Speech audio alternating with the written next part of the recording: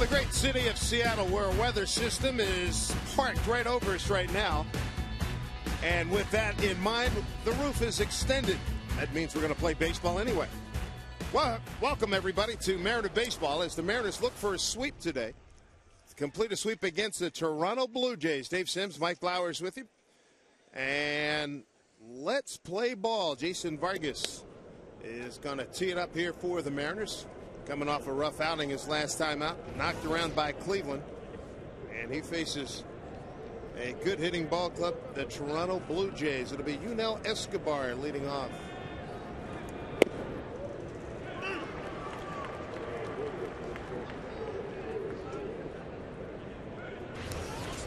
Escobar off to an outstanding start. Let's see the numbers.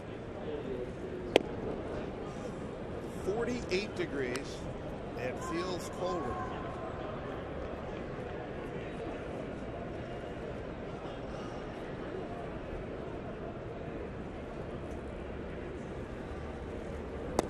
Town still buzzing after the Michael Pineda home debut last night. 7 1/3. Both clubhouses very impressed by this young man.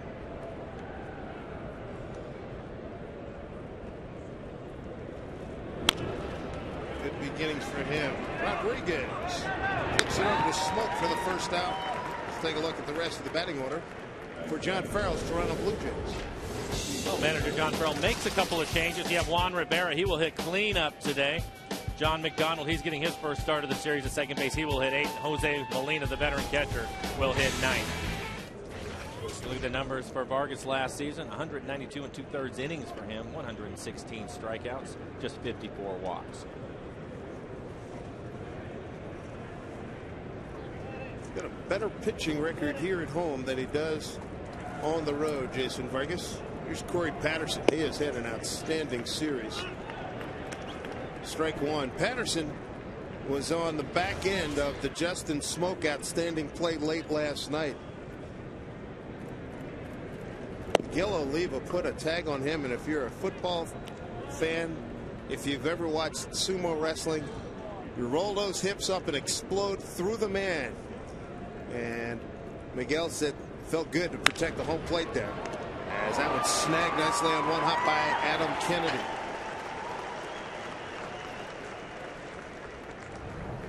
Patterson's been hitting the ball hard to the right side. Kennedy getting a chance to start in today's game, makes a nice play on the one hopper. Hey, look at the rest of the defense. In the outfield will be Bradley, and left Langerhans getting to start center field. Ichiro, and right on the left side of the infield is Rodriguez and Ryan. Josiah Kennedy make a nice play. Justin Smoke over at first. Chris Jimenez getting the start behind the plate this afternoon. 2 down, and Jose Bautista looks at a strike. Talked about Bautista on the radio pregame show. And talking about Pineda, he said, boy, if he gets a little wildness in him or it comes inside tight to people, you guys are going to have a Nolan Ryan on you, because that fastball was outstanding. He thought all 3 of his pitches were really good. But he said the 97 coming downhill, you talked about it last night. The guys could not get on top of the ball, and they popped up. They had so many pop-ups and flyouts last night. Well, I think the other thing, too, is we know that he has that in because we saw it in Arlington where he felt like he needed to do it. Last night, his command of his fastball was supreme. He just kept dotting the outside corner with it at 96 miles an hour. There was no reason to move anybody back because they just couldn't handle it. Bautista, the Henry Aaron Award winner last year's most outstanding offensive player in the American League. And this guy had a humongous turnaround, plus 41 in home runs, up to 54.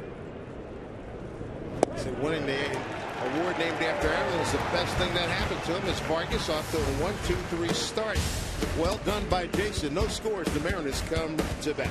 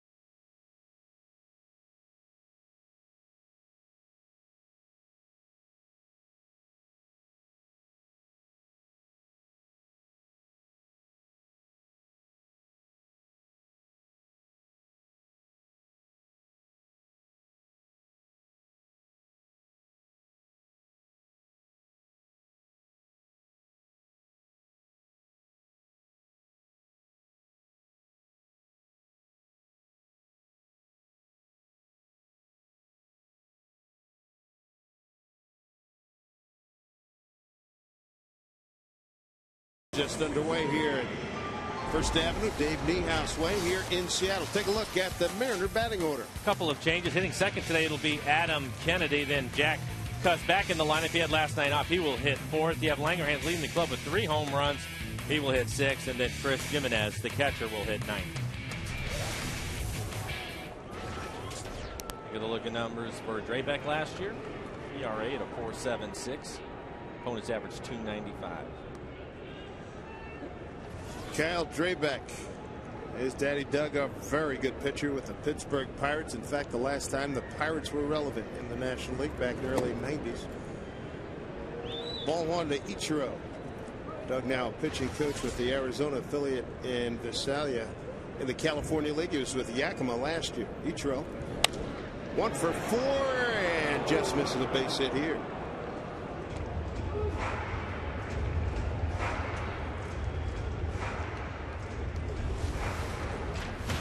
And the defense for the Jays. Yeah, Patterson just called up. He will be in center field. And on the infield, Escobar off to a great start. John McDonald getting a start at second base. Encarnacion on the DH is at first tonight. Molina's behind the plate. Backhand by Encarnacion, flips to Drabek for the first out. Kyle Drabek talking to John Farrell, his manager, who was a coach and a pitcher in his days. He says, what a competitor.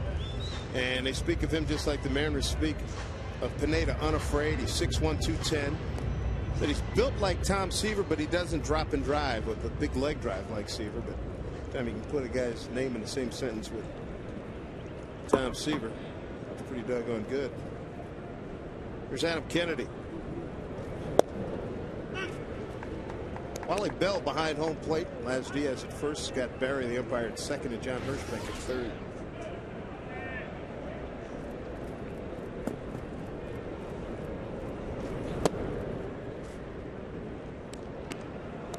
Drabek was a prized possession of the Phillies. Eastern League Player of the Year, Pitcher of the Year. Came over in the Halliday trade. Back up the middle. Base hit for Adam Kennedy.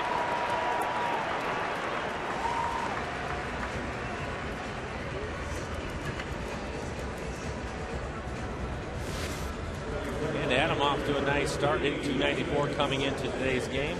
It's a fastball, middle in, down. Solid base hit up the middle.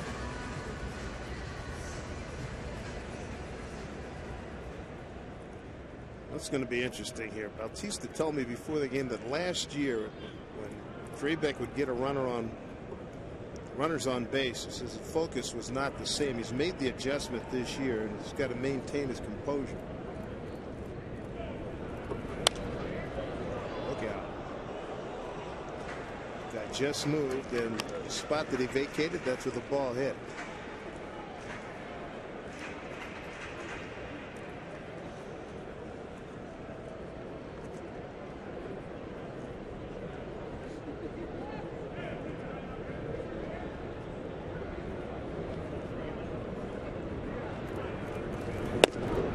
Side to Bradley. Bradley 1 for 3. Big RBI in the third inning after Langerhans hit the 2-run homer. That turned out to be the game winner. See Milton stand with the earplugs.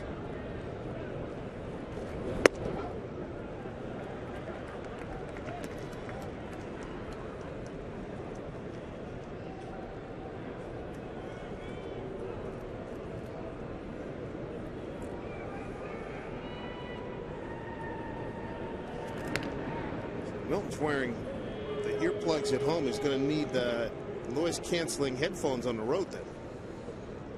I say keep the earplugs in there. He's been hitting with those things in there the last few days. You mentioned the RBI that he had in last night's ball game. Threw out a couple of hits the day before that. Whatever works, but hey, don't change a thing. It's unusual to say the least. As he goes the other way, bounces it off of Nick's chest. Everybody safe. Hit it hard. E5 on Jason Nix. Ball is hit hard right at Nix. See the spin of the ball spinning sideways. It comes up on him, hits him right in the belt buckle. Definitely a play that he should handle.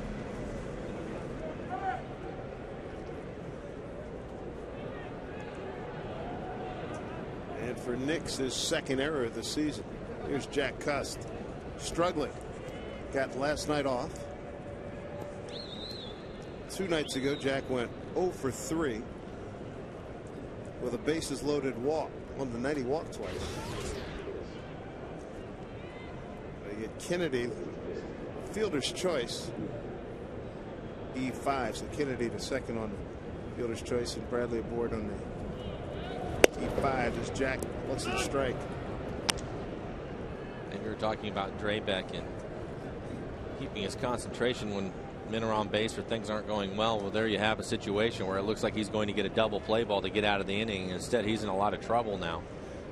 Let's keep an eye on that, see if he continues to pound the strike zone. First pitch was a quality pitch on the outside corner. Outside to Jack Cust, still looking for his first Mariner home run. Drabek 0-3 last year, 4.76 ERA. Had Tommy John surgery a couple of years ago.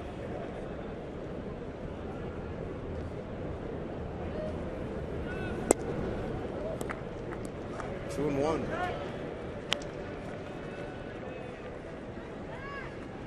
Born in Victoria, Texas, lives at the Woodlands, Texas right now. First round pick of the Phillies in June '06.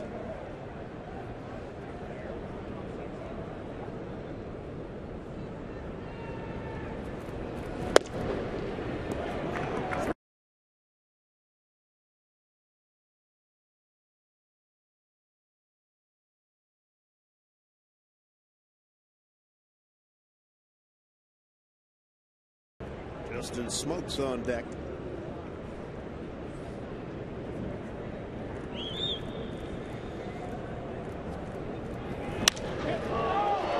Fly ball left field. Backs up Juan Rivera. First time we're seeing him in this series. Runners will hold. 2 outs. On the former Los Angeles Angel of Anaheim. So 2 outs here. Smoke. 3 for his last 6 and a fabulous play last night. Making the catch, making the plant, making a perfect throw to Miguel Olivo. Nice one-hop throw, easy throw for Olivo to handle.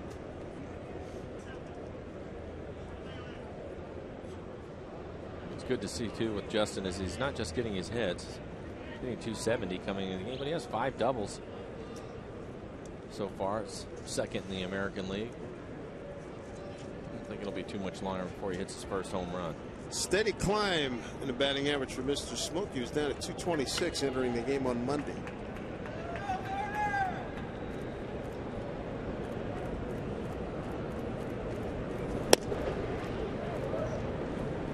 Ball 1 from Drabek. The splits on Justin Smoke.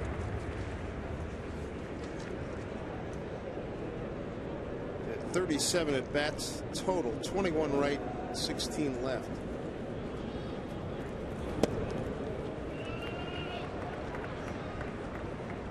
He's ahead in the count here 2-0 with 2 on, 2 outs here in the first. Glad you could join us. Kyle Drabek against Jason Vargas. Kennedy and Bradley, the base runners for the Mariners.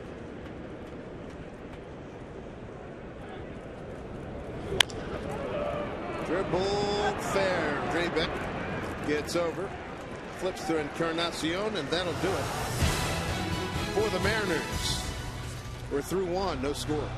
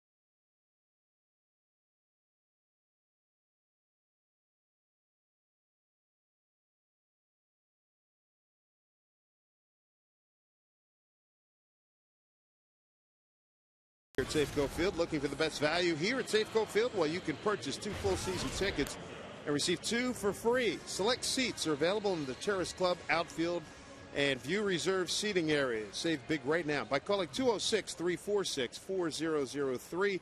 That's 206-346-4003.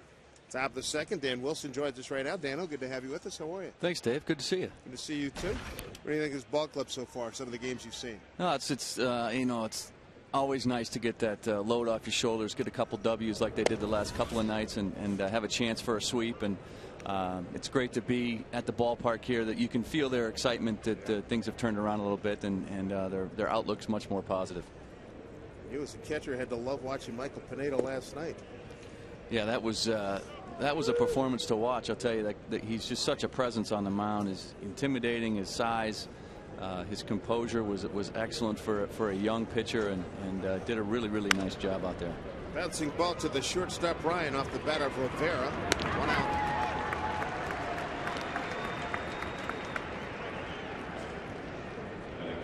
So far so good for Vargas coming off the rocky performance against Cleveland. Mike, this is 4 up, 4 down. Yeah, I think it's a situation for Vargas. He just didn't have his command, and for him to have success today, it looked to me after watching Pineda, and we talked about it, he does not have 96 miles an hour, but what he can do is run pitches off the outside corner and use his changeup effectively, which is what he did to Batista. Ended up striking him out.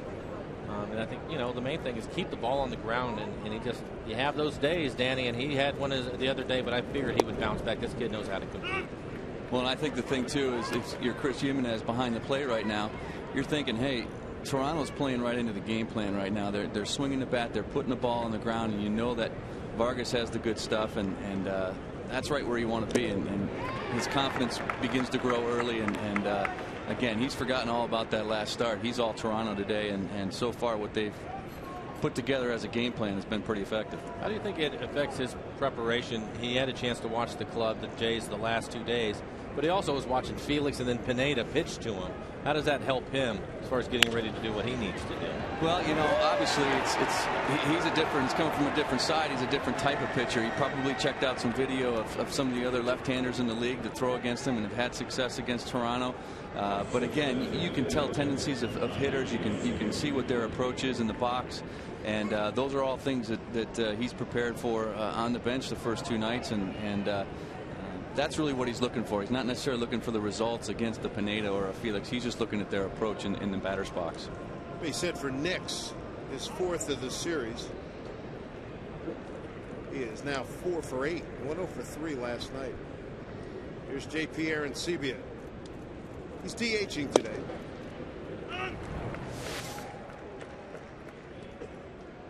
Ryan, hopefully his hand is okay. We saw Figgins get hurt a couple of nights ago, and now Brendan checking his left thumb. That's not good.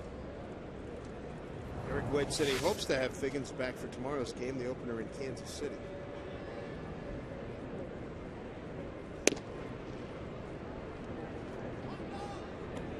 There's Figgins, rolled over on a ball, a diving attempt Monday night in the 2nd inning, and a hard shot hit by Nix to his left on the dive. Rolled up on that left thumb. It really blew up on him, but today Eric White said the swelling was down significant. Danny, would you still be a part of the pitcher-catcher meetings on days when you weren't catching? Yeah, you would, because if you've been in a game in this series especially, your input is valuable, because again you're going to be able to talk about a hitter's approach and some of the things that made the guy that you caught effective in against a lineup, and not only that, but you've played against a lot of these guys over the years. You know how they're going to approach the pitcher, so it's always the more information you can get, the better.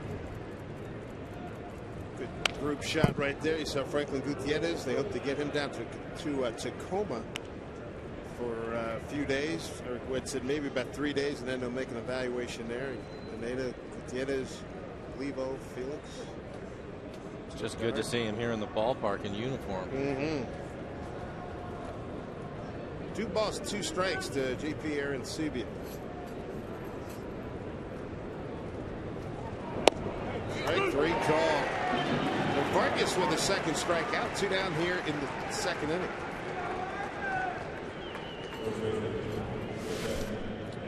The last pitch from Jason. They want to go inside. It's right on the inside corner, knee high. Nice pitch.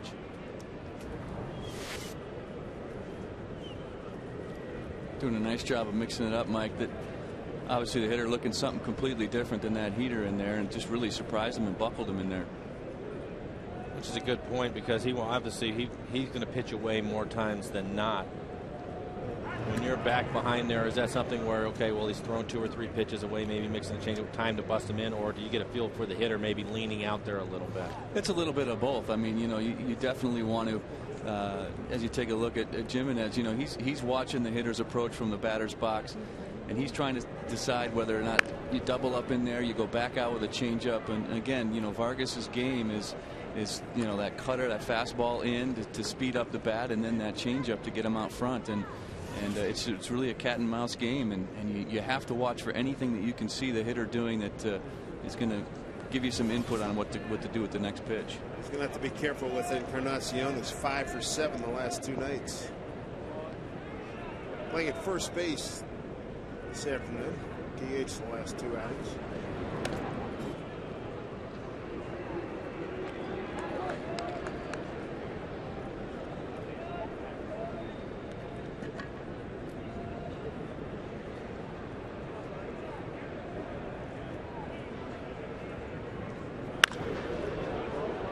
High fly ball left field for Milton Bradley.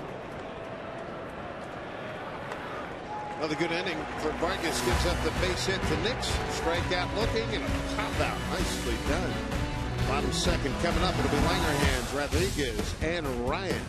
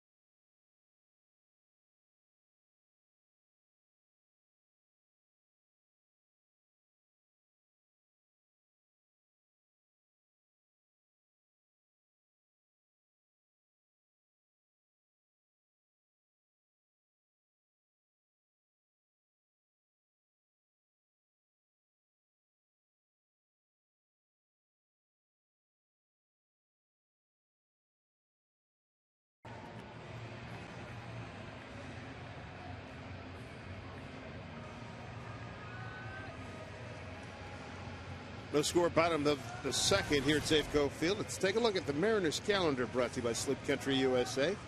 Plan ahead for some TV viewing of the Mariners on the road. Kansas City for 4, and then back home, Detroit and Oakland will be coming in. Ryan Langerhans leads it off. Langerhans with a home run last night. Chris Chambliss said he's shortened up his stride with his lead foot, and it's made a big difference.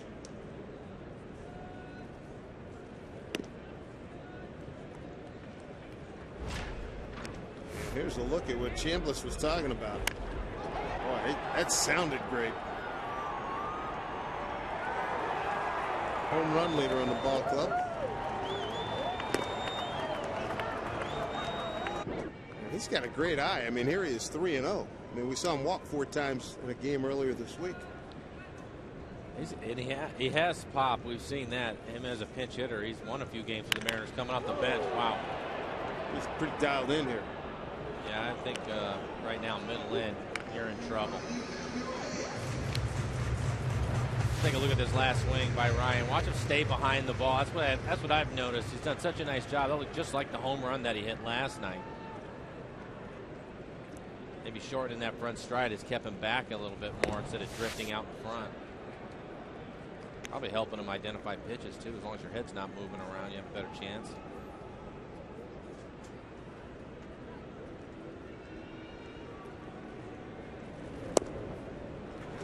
So another walk by Langerhans. Start here for the Mariners in the second.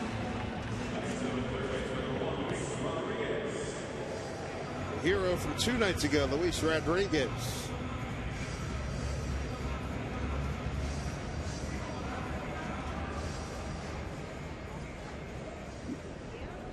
I think these guys getting a chance to play early is going to benefit the guys too later on in the season. You obviously would rather have Franklin out there, each your Gold Glove center fielder, and Figgins is missing a few days now, but getting these guys some playing time early, it's got to help them, Danny, because they're getting a chance to get some at bats and run those at bats together. Because later on, when the team is healthy, it may be a week or 10 days before these guys have to go out there and pinch hit. Yeah, that's, obviously the toughest job in baseball is just pinch hitting and getting that at bat every 4 or 5 nights. And you're right, to get a couple of games early in the season where you're finding your stroke and you're getting your stroke to where you want it to, and then when you need it in a pinch hit situation, it's there for you. The main thing, you see it a lot coming out of spring training. All these guys have had a chance to play a lot, and then you sit. That first month, it seems like you sit there forever. So to get the chance to get out there, and you can take all the batting practice that you want, but there's nothing like live pitching and seeing 92 miles an hour and somebody putting a wrinkle in it. It's going to benefit you down the road. 1-0 to Rodriguez. Langerhans got him. He was leaning. Draybeck caught him. 1 out.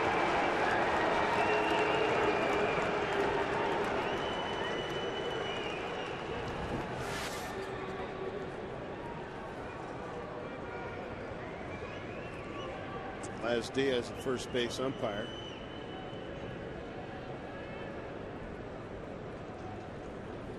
So 1 out now.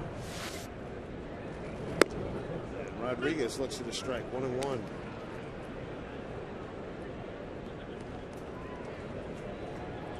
Rodriguez 1 for 9 left-handed hitting, 1 for 6 right-handed.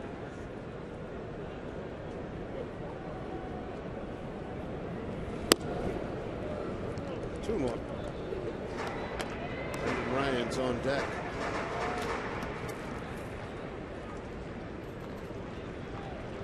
Luis 0 for 3 last night with a fly out, ground out, and a strikeout looking.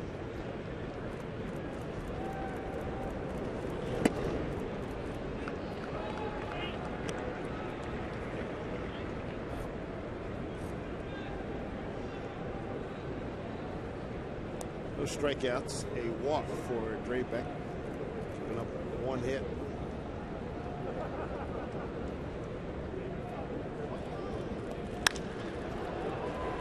To left field.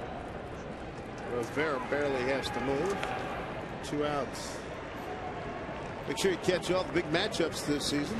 The Mariners 16 game plan. You're going to get great seat location and enjoy many season ticket holder benefits, which include discounted prices. You get a flexible ticket exchange policy and a lot more. Reserve your 16 game plan right now. Here's the number: 206-346-4003. 206-346-4003. 2 outs for Brendan Ryan. 1 for 3 last night. Took his batting average from last night from 167 up to 185.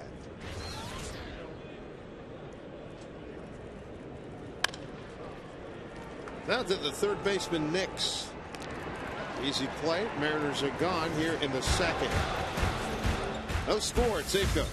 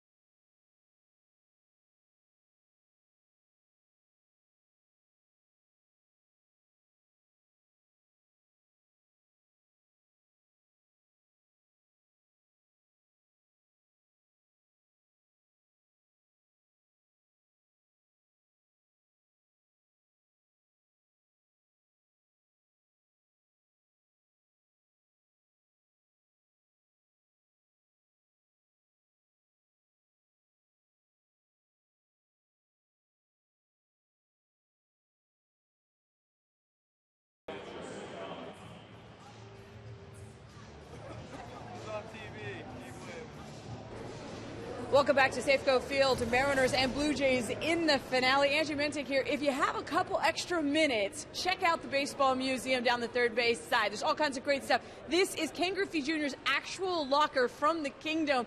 And the very next locker, there's several things from Ichiro's career, but you guys know there's no way that Ichiro and Ken Griffey Jr. are right next to each other because Griffey always took up 2 lockers. And Griffey would also tickle him like crazy, too. We saw a lot of that the last couple of years down the clubhouse. Horsing around and have a lot of fun and got Ichiro very loose. He would tickle him to the point where he would get red and start sweating.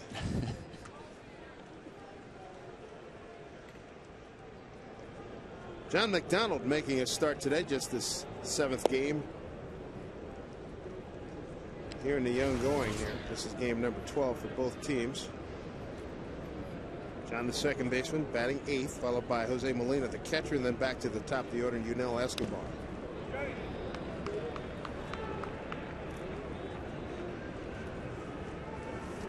That one looked like it got Jimenez, so Wally Bell takes a little stroll out there to give him time. It's sort of that mutual understanding that catchers and umpires have. If you get a tip, you just, the other guy takes a minute for you to shake it off. Right. McDonald stepped out too. It looked like that shook Chris up a little bit.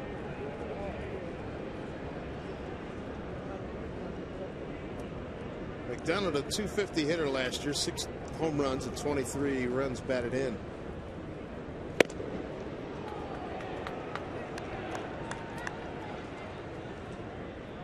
Part of the deal of catching Jimenez before the game, I asked him about what did you think of Olivo's play. He said, man, that was the best play I've ever seen. He said if Ray Lewis had been coming in, that would have been, Miguel would have won that battle.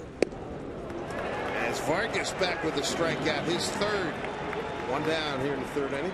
I'll tell you what's interesting to me as a catcher watching that play is typically a catcher is right there at home plate, standing there, kind of an open target. But in that case, Miguel had to kind of go up the line just a hair for that ball, and had some momentum going into Patterson. And I think maybe that was one of the things that Corey was seeing as he came down the line, because you see Miguel go to his right a little bit, and then he's got some momentum going into that runner. And boy, I don't think Corey was going to win that battle. Miguel is just such a solid body, and to have momentum like that would have hurt. 230 against about $160, and you could also see there that he was ready to drop a knee had Patterson going into a slide. Yeah, there was not much Corey could do other than pull up, and he did that. But boy, I tell you, Miguel is such a strong body type back there, and tough to penetrate. Well, the other thing with it too is it doesn't happen very often to where as a catcher you get the ball early enough to where you can actually get in a position to, if nothing else, to protect yourself. He was able, like you were saying, Danny, able to get in there and actually do a little bit more. There was going to be some damage if Patterson wanted some, but most of the time the ball is on you and the runner is too. Yep. Yeah, a chance to be aggressive as opposed to passive and have to take the blow. I mean, that's such a better position to be able to deliver it. Absolutely, yeah. Typically, you know, as a catcher, you're looking out into the outfield. You don't even really know where that runner is. And you're right, Mike, the fact that he got the ball, turned around and saw even where Corey was, and was able to get his body in a perfect position to block the plate. And boy, that's a tough spot for Corey, I tell you that. I know the throw was like you're saying, a little bit off. Great play by Justin Smoke, by the way.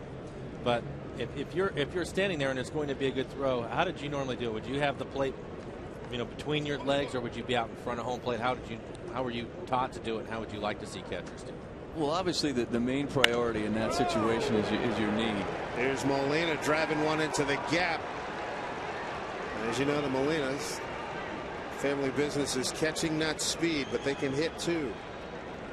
Got a 2-2 pitch, and he's at second base. So your main priority at that juncture is your knee. You don't want your toes facing the pitcher's mound. You want your toe actually facing down that third base line, because that's the way your knee will bend, and that's the way the hinge of your knee goes.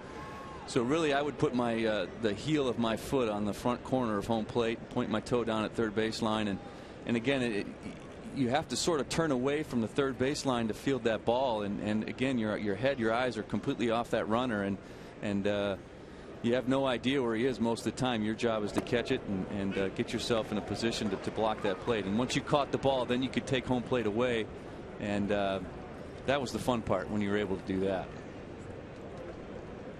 Did you have more plays like that where you were able to deliver the blow, or more where you absorbed the blow?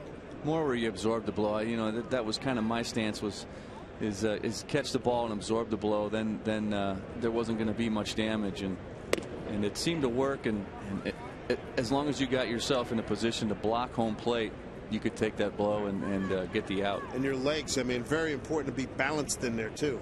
Yeah, I mean, you just gotta, you know, you're preparing for the worst. You prepare for the worst and hope for the best, and right. and typically it worked out. You're still standing here, pal. 1-1 to Escobar. 1 out, runner at second.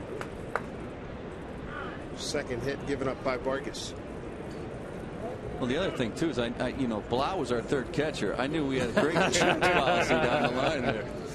He was eager to get in there too. That's right. No, I was constantly looking for Danny to olay that play, stay in the game. 1-2 to Escobar, grounded out to third in his first at bat. Didn't like the call.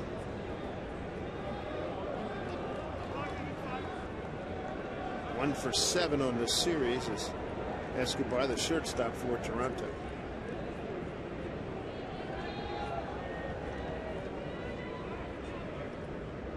John Farrell, first time he's managed anywhere. This one goes opposite field down the line. That is a fair ball. Coming around to score on the ground rule double is Molina. RBI for Escobar. Toronto has a 1-0 lead.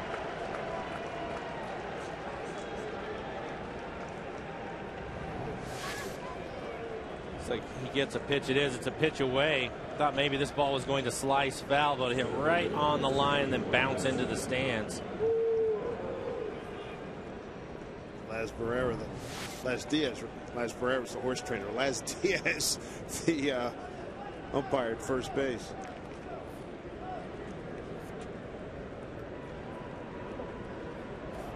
There's Corey Patterson.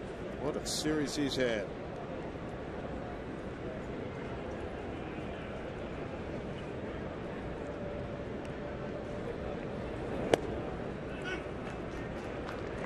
Escobar's RBI is 6th of the season.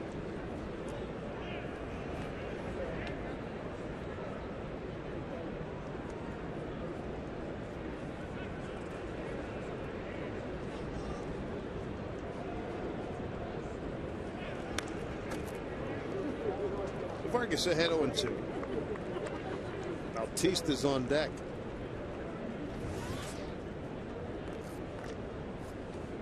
You know, the other interesting thing about that, the Smoke Olivo Patterson play, it was good to get the out because you take the bat out of Bautista's hand. He's a guy, you know, he's your big home run threat. But it's interesting here. Chris Ray said, I wanted him to drop the ball. 0-2, slap foul. Well, I know when we were finished last night, we went over to the radio side to wrap things up over there. Dave Henderson's working on the radio side now, and Hendu was saying basically the same thing, that he teaches the outfielders in a game like that, if the ball is foul, let it go ahead and drop, because you're probably not going to throw the runner out. It was a nice play. Most first basemen, I don't think, are going to make the play that Justin made last night, but I'm not so sure I want to see Bautista get another swing. I'm hearing you. And that hit 54 home runs last year. That's part of the great debate of that whole play. Breaking ball popped up, giving Chase Jimenez no play. I mean, that might be that 1 in 10 play that you see, you know, like that you know you'll see made. I mean, how many times have you seen that in the course of your career, Dan? I mean, you don't see it very often, and you know, first of all, there aren't a lot of first basemen that are as athletic as Smoke was. You got over there, did a really nice job to make the catch, and then great presence of mind to turn and threw a strike really to home plate, and you don't see that very often, and typically the play is to let that ball drop. But you're right, with a guy like Bautista, hey, make the play.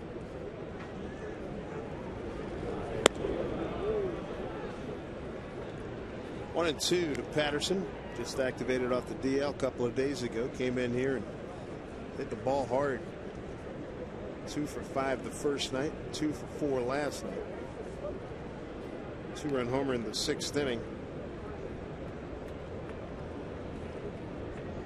what was a 7-0 Toronto lead. This dig by Jimenez. Of course, the Mariners came back and won that game.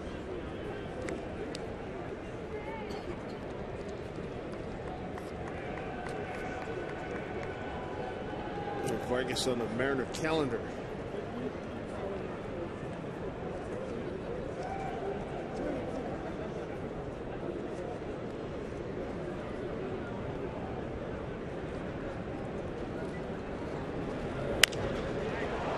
To left center field, running over is Bradley.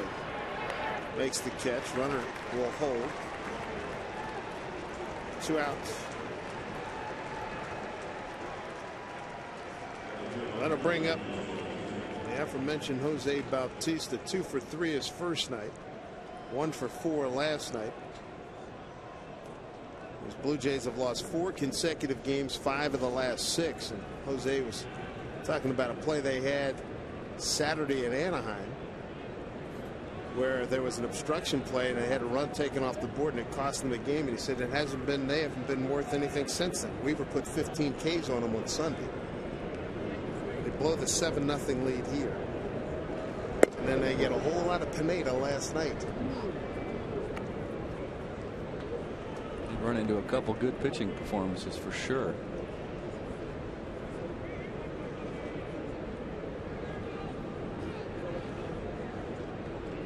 (1-0) to Jose.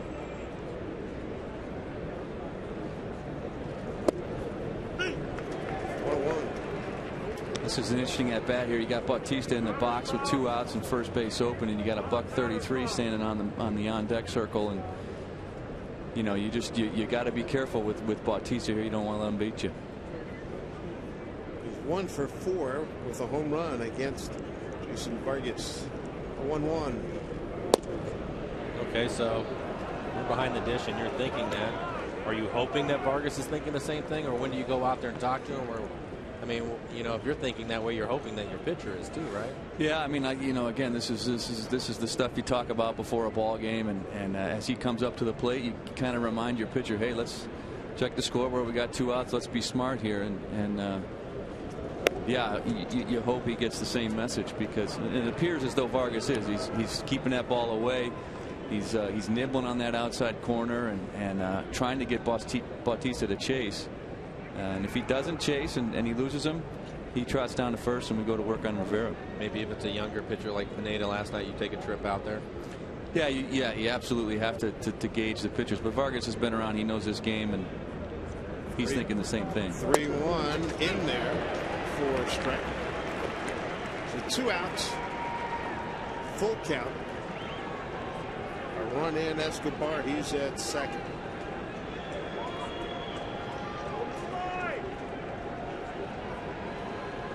Important pitch here in the early going. 1-0 Toronto.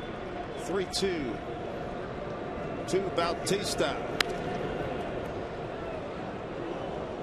Swings as hard as anybody in baseball. That leg kick, something he's added in the last year or 2. He used to be with the Pittsburgh Pirates, played outfield and some third base for them.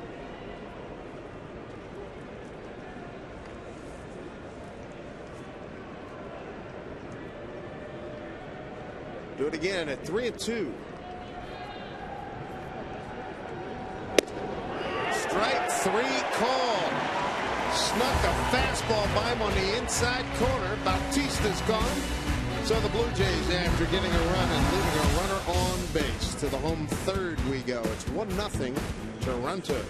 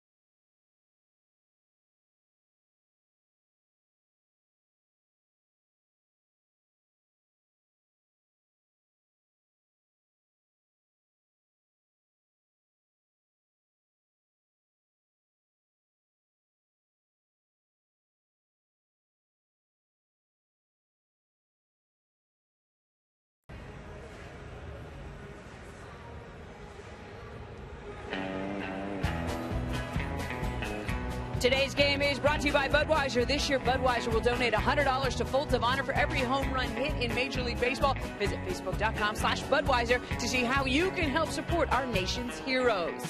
Back upstairs to Dave, Mike, and Dan. All right, Angie, thank you very much. Here's Chris Jimenez in his second start of the season. Start Sunday in the 6-4 loss to Cleveland. Called up when Adam Moore was put on the DL. He underwent surgery a couple of days yesterday, as a matter of fact. It'll be Jimenez, Ichiro, and Kennedy. 9-1-2 against Kyle Drabek.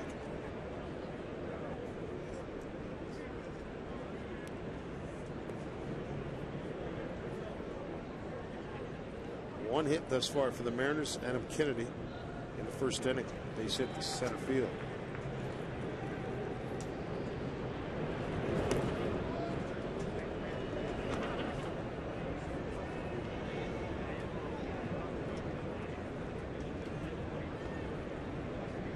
You know, Mike, you mentioned some of the more bench player guys getting a chance to get some at bats. Here's a great opportunity for Chris Jimenez too to get to know some of this pitching staff and get a chance to play. And behind the plate, it's the same scenario.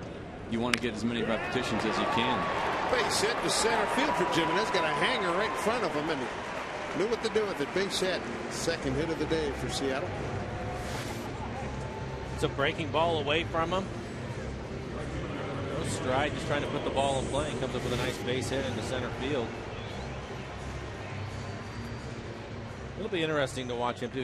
He's unique in that he can play the corners and he can play some outfield and do some different things for you. Absolutely, and he's been swinging a pretty good bat as long as he's been here, and great guy in the clubhouse. He's just a great guy to have around. Ichiro 3 for 9 in this series. Looks at strike one.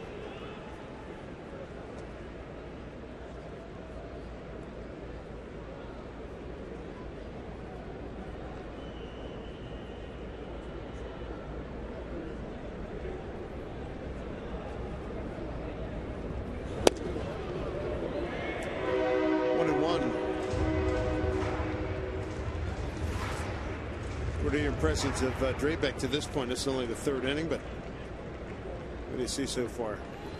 He's using his fastball pretty effectively. He's running it in and running it away, and he's gotten out of a couple of jams. He's stayed pretty calm and seems to be cruising along pretty well right now. It looks like one of those guys to me. I think he's 6'1". But he looks like somebody that has a sneaky fastball. He's topped out around 95. He's 93 to 95. And you just, to me, watching him and how easy his motion is, I think the ball probably jumps up on the guys a little bit. So maybe the second or third time through, they'll have a little more success. Bouncing ball to McDonald. It goes to Escobar. Can't turn the double play to get the speedy Ichiro. So Ichiro's aboard with one out. Mariners and our community teaming up to support the relief efforts in Japan. Fans can go online right now, mariners.com/auction, to bid on autographed items, including Ichiro's autographed green opening night jersey. All proceeds benefit the Red Cross Japan relief efforts. So let's join in and work together and help those in need in Japan.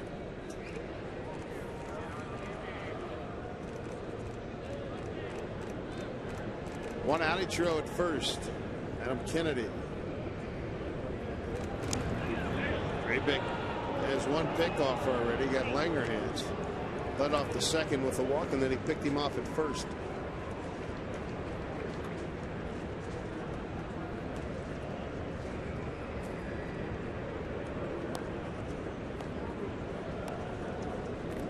Thus far, Ichiro 4 out of 5 in base stealing.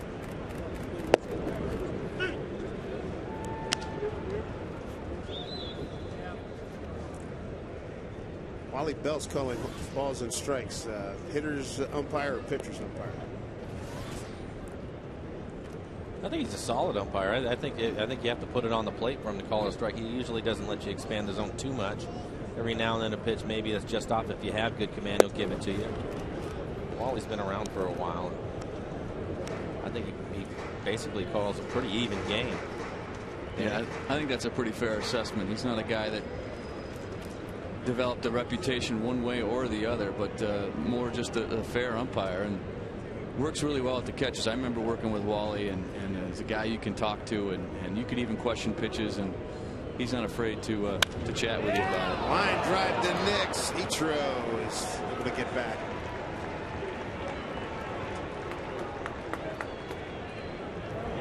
Adams hit the ball hard a couple of times, had a base hit his first time up. Nice inside out swing. Unfortunately, third baseman is standing right there. Ichiro takes off right away and has to hustle back.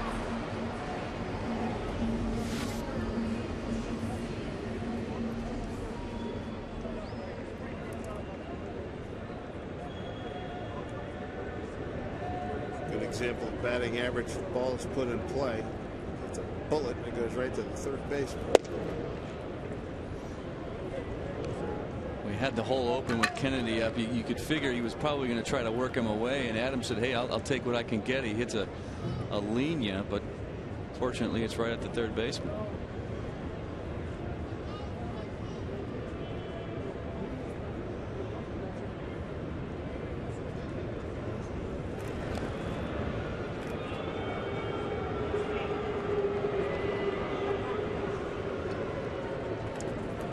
Bradley with one home run, which he hit on Monday night, and he got it left-handed.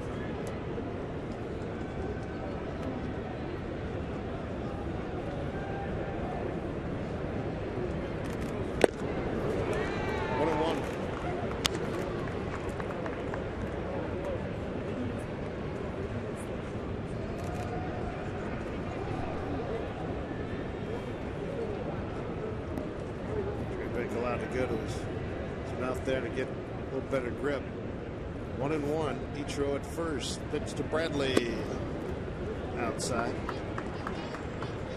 It's like days like this here in Seattle in terms of gripping the baseball. Keeping your hands warm is really key, and typically before a ball game the umpires will let both benches know that it's okay to go to your mouth, which is why he's able to go to his mouth there on the mound. 2-1. That was the thing for me with the cold weather, Mike. Just your hands and your feet that got cold, and you need that so much in playing and getting a good feel for the bat and the ball, and when your hands and feet are cold, it can make it for a little bit of a challenge. And it's difficult for you. I think for me, I'd always have one of those hand warmers in my back pocket, so in between pitches I could cheat a little bit, but that would be tough for you sitting back there having that thing in their back pocket trying to go to it, so it's difficult. 3-2 to Bradley with Ichiro at first. Be on the move. Escobar's top the third, ground rule double, counting for the only run so far in this ball game. 3-2. Ichiro goes the pitch. It's in a gap. And that's going to score Ichiro. Nice job by Milton Bradley. Ichiro flying. He's going to score easily as Milton Bradley into second. An RBI double, tying the score at 1-1. Fourth double of the season for Milton Bradley. His fifth run batted in. And that ties him with Langerhans and Saunders for the team lead.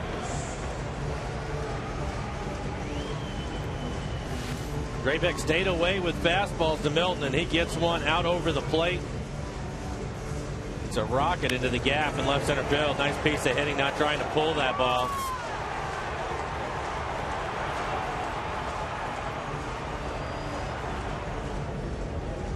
Ichiro scoring easily. Mike, you see two left-handed approaches right there. They were getting the ball away, and the only difference was the one to Milton was a little bit more up in the zone. He was able to get in the gap. The one to Kennedy was just down a little bit more, and he couldn't get it in the air enough. But both those guys keeping the same approach against Graybeck. There's Jack Cutts slide out to left. 3-1 pitch.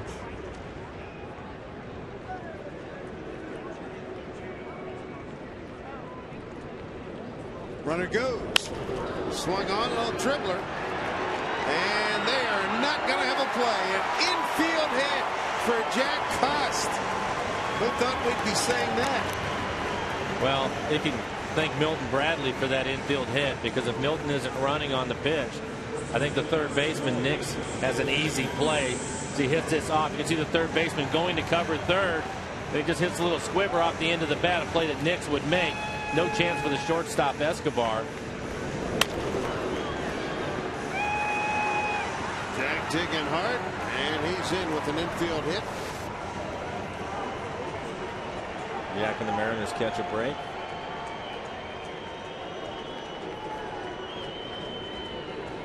So the Mariners touching up Draybeck here, tying the game. A chance to take the lead here with Justin Smoke.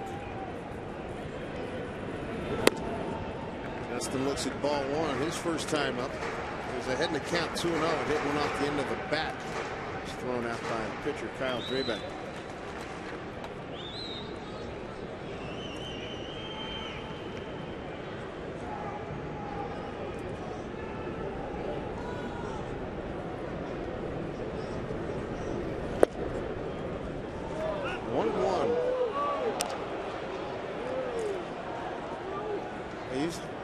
They obviously didn't come armed with the copyright read here, but it's a nice piece of apparatus.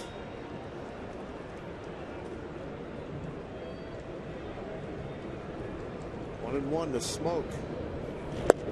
And there for called strike two.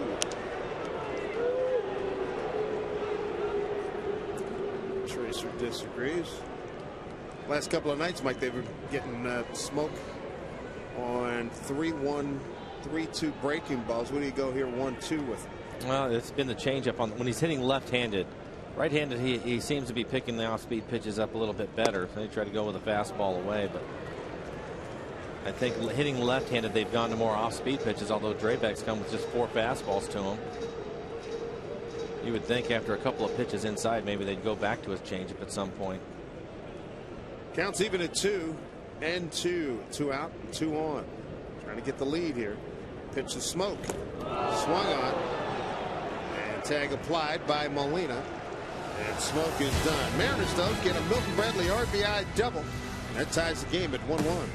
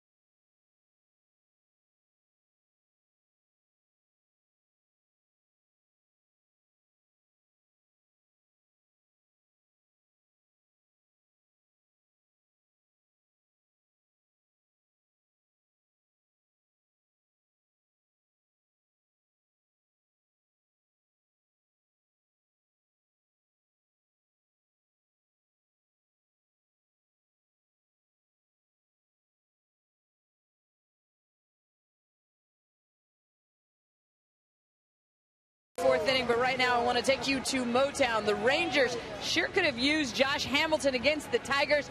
They go into the ninth tied against the Tigers in our Sterling Savings Bank score, but that's when Brandon Inge gets into one. That's a walk-off home run. Tigers win it 3-2.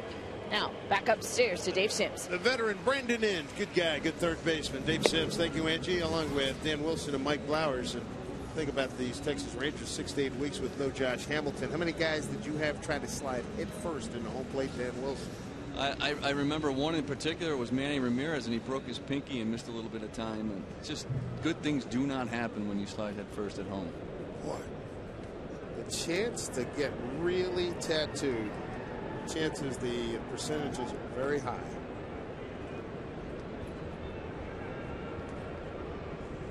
Then, you know, Hamilton yesterday not real pleased with Dave Anderson, who insisted, you got to go, you got to go on that play yesterday. Nobody was protecting home plate as we look at the former Angel Juan Rivera. And Hamilton,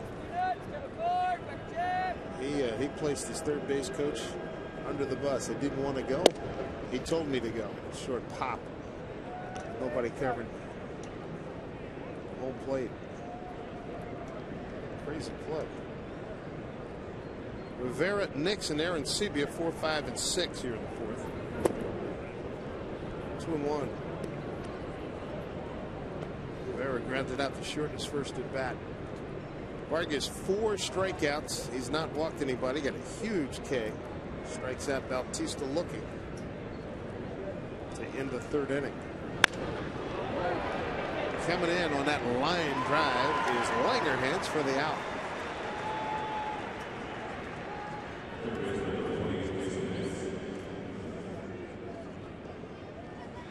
One out in the fourth. That'll bring up Jason Nix.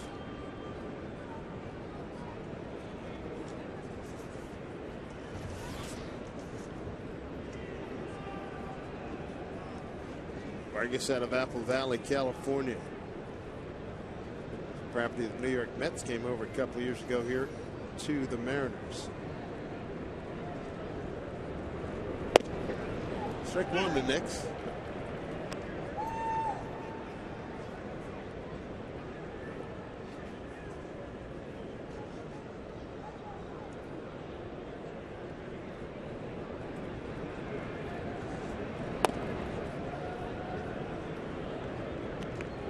College team Vargas was on at Long Beach State with Jared Weaver and Troy Tulowitzki.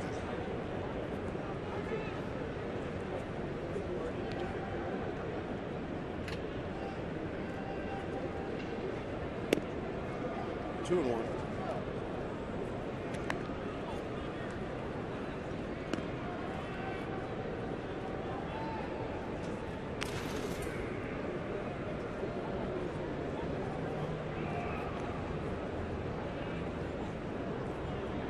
Told there is a verdict in from San Francisco in the Barry Bonds case, and at least one of the counts is a guilty verdict. 3-1 here to Nix. On deck is Aaron Sebia, DHing today. It's their everyday catcher.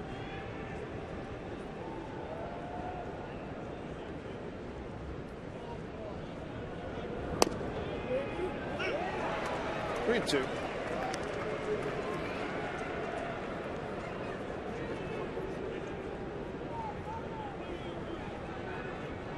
Vargas 9-12 a year ago, an ERA of 3.78.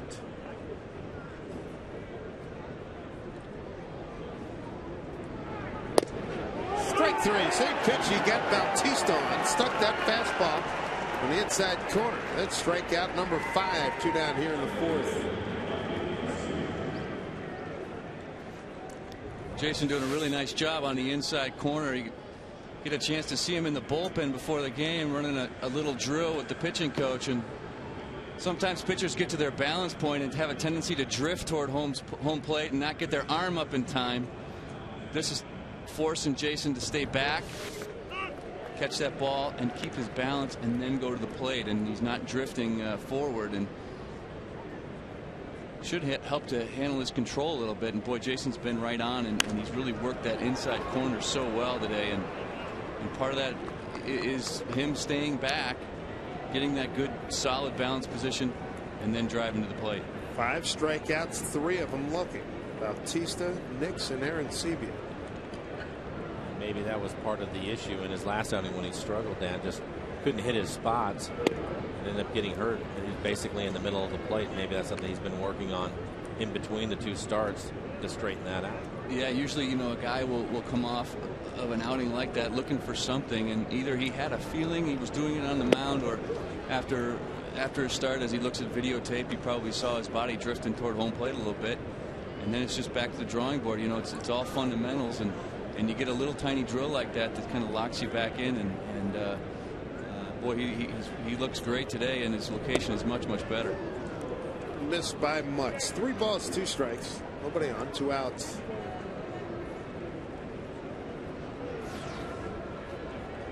On deck hitter is Edwin Encarnacion. He's at first base today. 3-2. Down low to Aaron Sebia. First walk issued by Vargas. Draybeck's walk just one.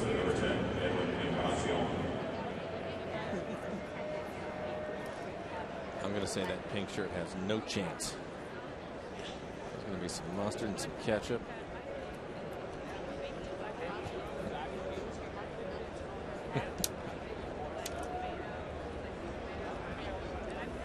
She wants to hold it herself. No matter how long it takes.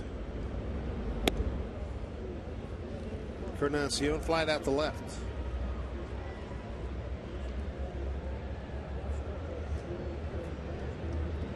Escobar drove in a run, top of the 3rd here for Toronto, and the bottom of the 3rd, Milton Bradley answered. 1-1 game. Bradley with a double. High fly ball, short left, Ryan out, and he'll take it, and that'll do it. Good inning for Vargas. He's got 5 strikeouts, 3 looking today. It's just 1 walk in a 1-1 game.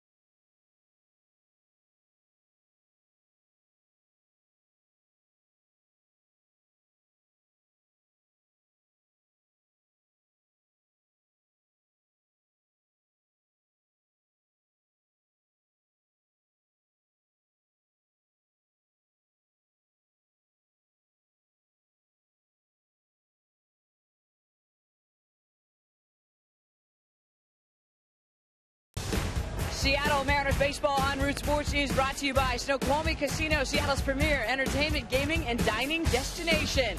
And by Sterling Savings Bank. Visit sterlingsavingsbank.com. Back up to Dave, Mike, and Dan. That one's ready to walk, I think. Yeah. Getting some good nourishment, being entertained by some Major League Baseball here. And take a baseball game and a milkshake to go. Langer heads Rodriguez and Ryan 6, 7, and 8 against Kyle Draybeck. Langer heads walked and was picked off at first by Draybeck in his first plate appearance.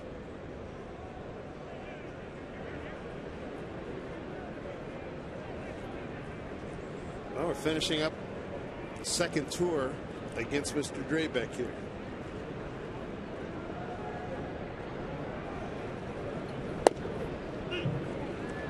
One.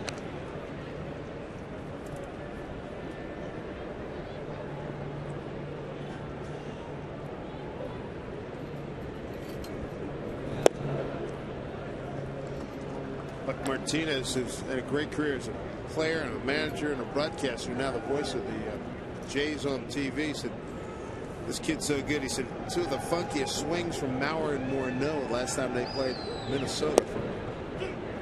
They battled against Kyle Draybeck. That's not easy to do. Those are 2 of the best hitters in baseball. Yeah, Those are two pretty big names. 2-2.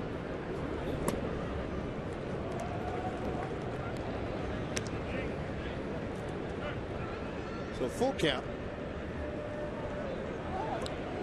That symbolizes what the Mariners are going for today, going for a sweep against these Toronto Blue Jays. Looks like he's getting a little frustrated to me. 60 pitches for him. 30 balls, 30 strikes. Swing and a miss, and Langerhans is gone. Back-to-back strikeouts now by Drebeck.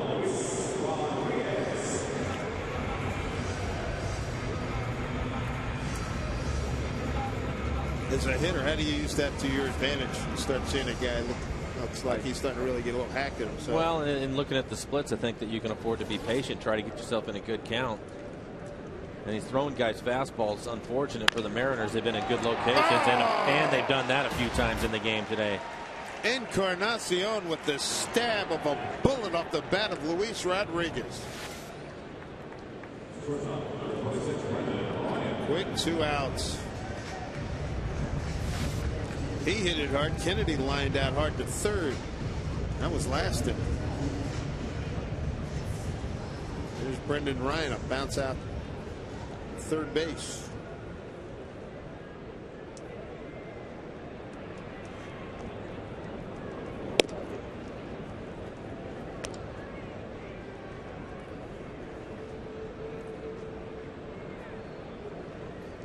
Want to know to Brendan? 1 for 3 an evening ago.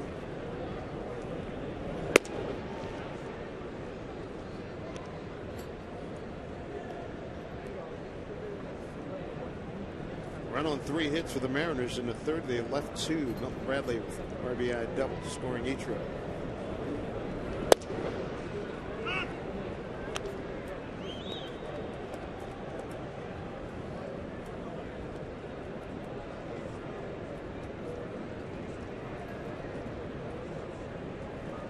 Two and one.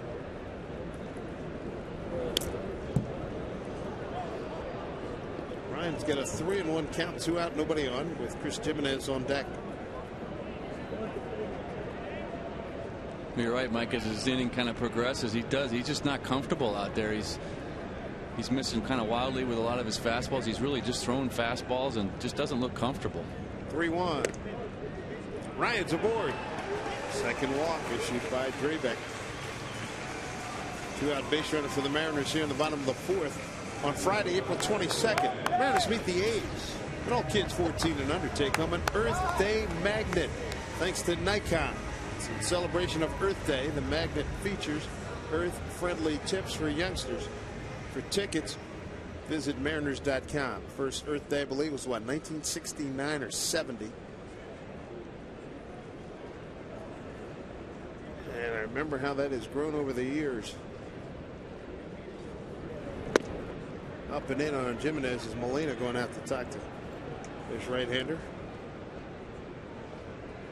I think Jose is sensing the same thing that Mike's talking about. Just getting a little frustrated, getting wild all around the zone, and Jose out there really just to calm him down. He's got 2 outs. Just really needs to attack that strike zone again. Jimenez was able to hit a breaking ball right up the middle the last time up, and so probably looking to throw some heaters to Jimenez here, and Jose just reminding him, hey, let's just find that strike zone. Who's the easiest and who's the hardest to talk off a ledge? Where you want to hold that for your book? Ryan was leaning. He gets back safely. I tell you, there were times when Randy Johnson was a little unapproachable on the mound. A few times I got about halfway out there and he waved me to go back behind the plate. So I would say he's the hardest.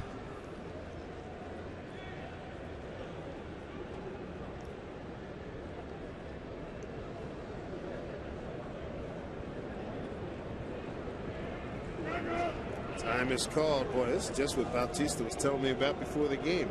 Get a runner on focus, not the same. Supposedly it had gotten better this year.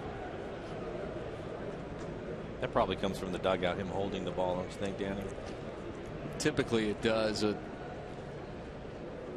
the bench usually calls up the pitch outs and the slide steps and the holds and that kind of thing. And sometimes that can frustrate a pitcher too, though. They're trying to find their rhythm and they're getting stuff from the bench, and it just kind of continues to throw their rhythm off. And he's just having a hard time getting comfortable out there.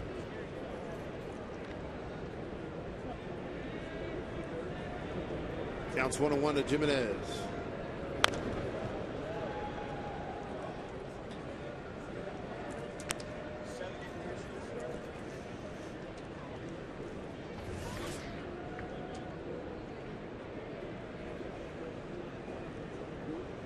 '71 pitch. 71 pitches coming up here. 71st here in the 4th.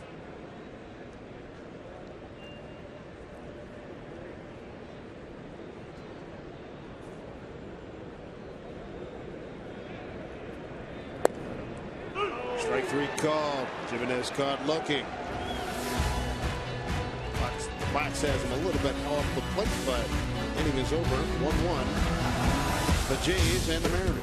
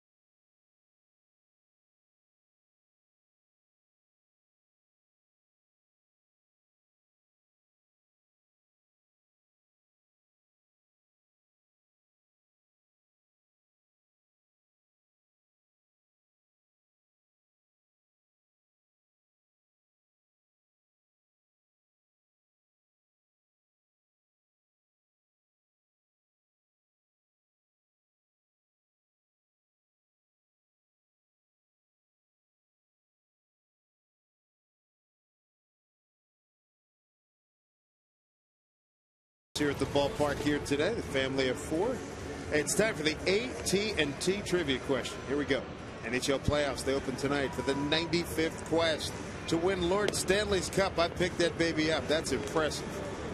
Which team did the Seattle Metropolitans defeat to win the Stanley Cup in 1917? Your choices.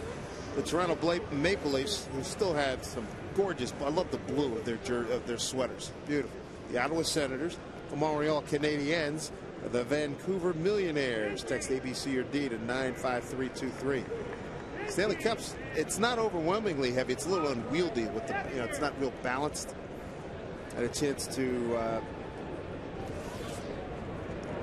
see it in person a few years ago when the Jersey Devils won their first. There's Ichiro.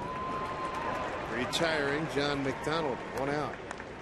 Here's some memorabilia for Seattle's hockey team. Look at those sweaters.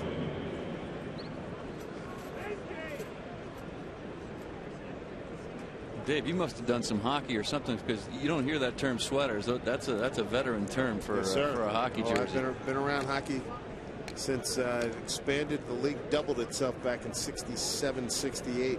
I used to go see the original 6 all the time when they'd come to Philly. Here's Molina, because I wanted to see Jean Beliveau, Gordie Howe, Bobby Hull, Bobby Orr, Phil Esposito, Normie Ullman. I know my hockey. You should say. That's pretty good. Broad Street Bullies, right? Now we're talking. Dave the Hammer Schultz. Oh. And you were a hockey goalie back in your day in high school, right? Yeah, that was many years ago, but Same philosophy as catching. Keep everything in front of you. Amen, brother. Keep your head up. Molina hits it hard down the line. Fair ball. Fan does not touch it. And Molina will hold with a single. He's having a day. A single and a double and a run scored.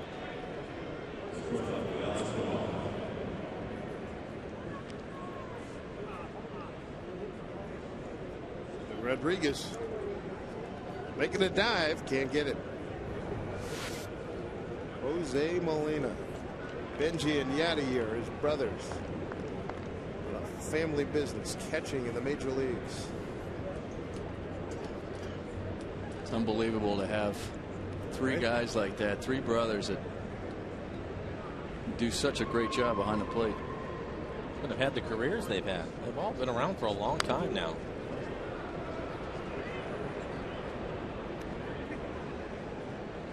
Jose last year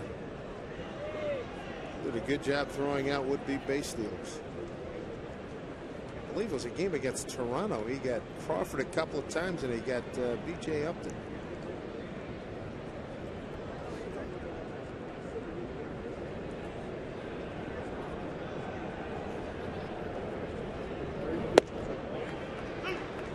Oh, 2 now to Escobar.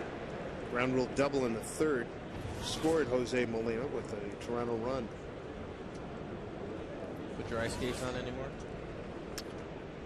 Only to coach my son, but haven't gone out competitively in a long time.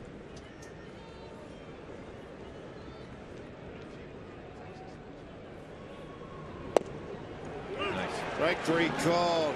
So Escobar gone. 6 strikeout. For Vargas, the 4th looking.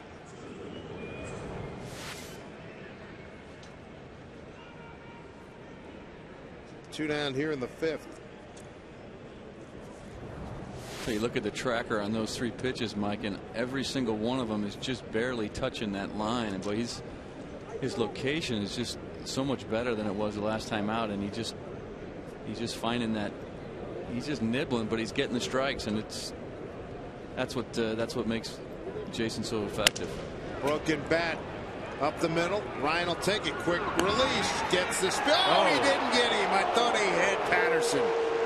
As Diaz says he was safe. Patterson can really motor. I thought Ryan got him.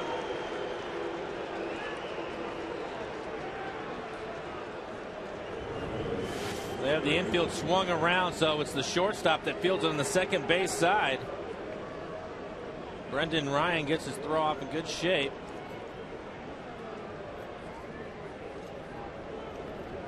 Boy, that is close. So now you got to deal with Bautista with 2 on.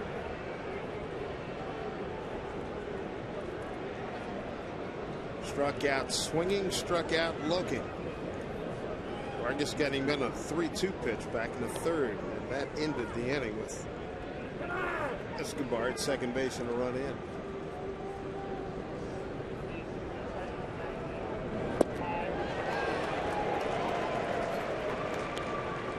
He painted him 3-2 last time up on that inside corner. Just threw a really nice pitch, and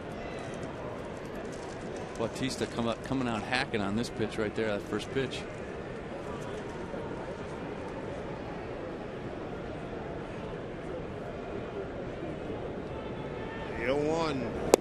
Strike 2 to Bautista, the major league leader in home runs, extra base hits last year, tied for first in total bases.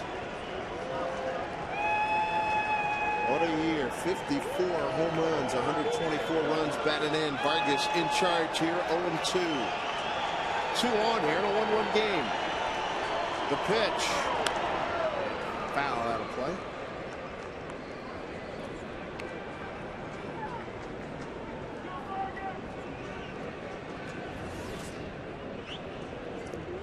As per usual, Vargas has not changed expression at all. Starts him off with a couple of changeups. Span zone off the plate away. Good look at the grip with Bautista on that bat. 0-2. 2 on. Pitch up high. You know, you talk about, Mike, you talk about climbing the ladder up in the zone, but you can climb the ladder away too. And I think Jason's first pitch, he was on the plate with a changeup, and then the next two were off the plate. He's trying to get Bautista to reach out there, and he's going to see how far he can go out. He wasted one up high there, but he's got a chance now to either go a little bit further outside, see if he can get him to chase it, or he can try to pop him in again like he did the last time up. Somebody like Bautista, you're able to get away with that one time where you're a little leery as the game's moving on to try it again, because it doesn't take much of a mistake back on the plate, you know, to pop one in there like that. Yeah, although you know, you've seen him this at bat, he's really looks like his approach is out over the plate. He swung at those pitches out over the plate, and seems like maybe he's looking out there again. But you're right, it's just that cat and mouse. You got to make a good pitch. The 1-2 down low. Deuces wild situation. 2 balls, 2 strikes, 2 out, 2 on.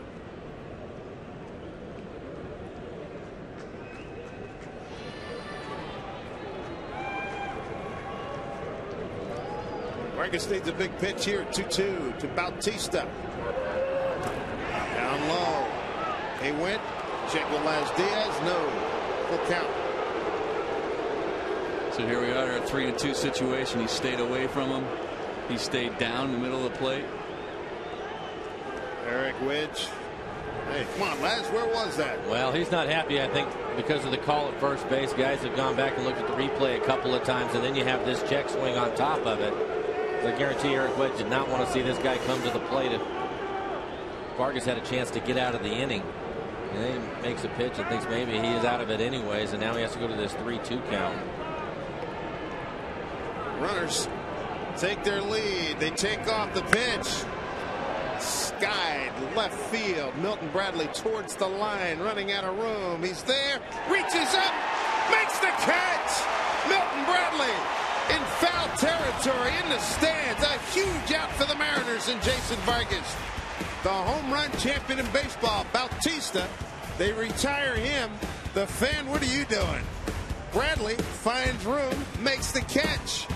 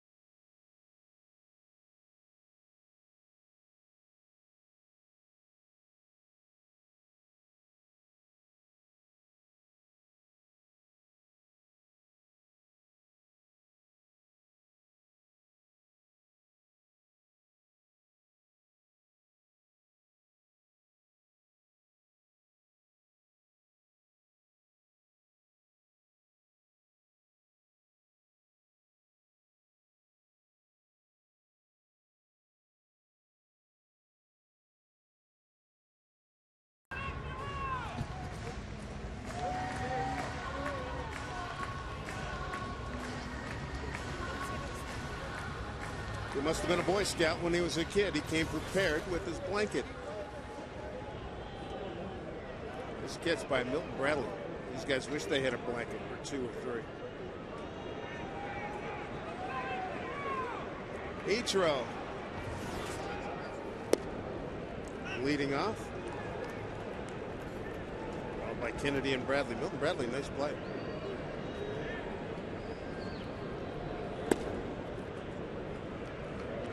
Ichiro scored the Mariner run in the 3rd, reached on a fielder's choice. And Bradley brought him home with a double.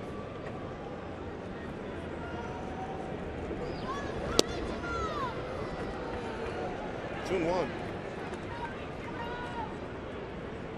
All right, what are we looking for here, boys? If you're going through third time around, this is the start of it here for the Mariners against Draybeck. I think Danny's already said it. 87% fastballs. I don't know what else you would look for. For a fastball, see if we can get something on the plate.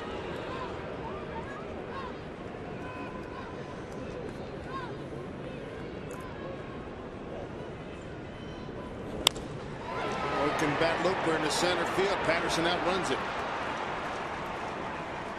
One out. Well, here's what the fans said. They think it's the Montreal Canadiens. 53%. Google quickly, huh? And on the original cup, they spelled it I-A-N-S instead of I-N-E-S, but it's the Montreal Hockey Club. Canadiens. Seattle tied Montreal in 1919. 2-2-1 when the series was called due to influenza. Nice stroke by Kennedy, swinging the bat really well. He's got second hit today. His second at bat, he lined out hard to third base. Well, he did what Mike was talking about. He just got that fastball down, middle away, and just drove it right back where it came from. And that's some good hitting right there. Adams really seeing the ball pretty well. I think he's had a nice approach to Draybeck with all the fastballs he's throwing. The majority of them have been away. He's taking what he can get. You talked about that on when he lined out to third, Dan. Bradley 1 for 2 with an RBI. Milton hit the ball hard into the gap, left center field, going the other way again. He saw that first pitch fastball off the plate away to him. Looks like he does take a little bit off of it when he goes away. It's more like 90, 91, and when he goes into a lefty, it's more like 94, 95. But it's all fastballs.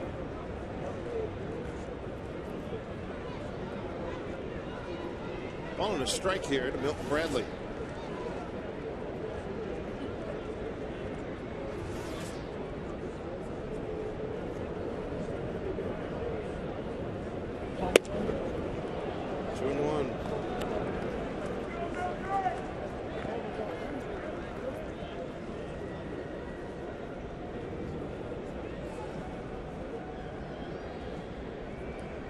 Jason Vargas, he's getting out of his share of jams today.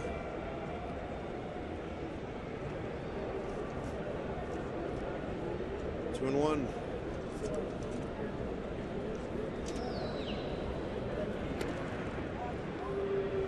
Draybeck today with 3 strikeouts, 2 walks. He's picked the man off at first.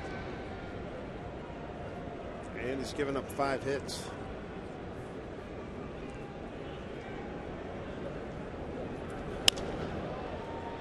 2-2.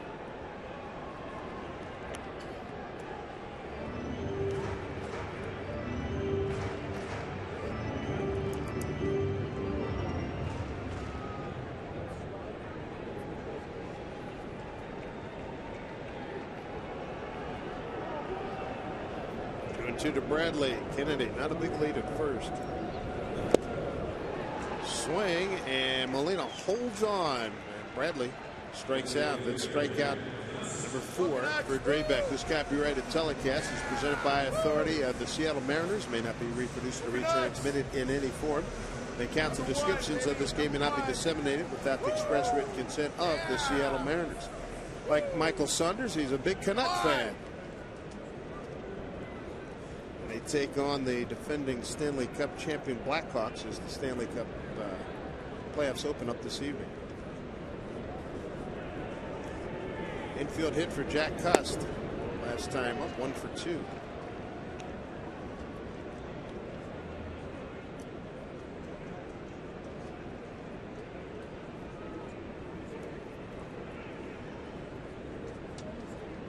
Sometimes it's those infield hits or those duck snorts in the outfield that get you going, and hopefully that's going to be the case for Jack.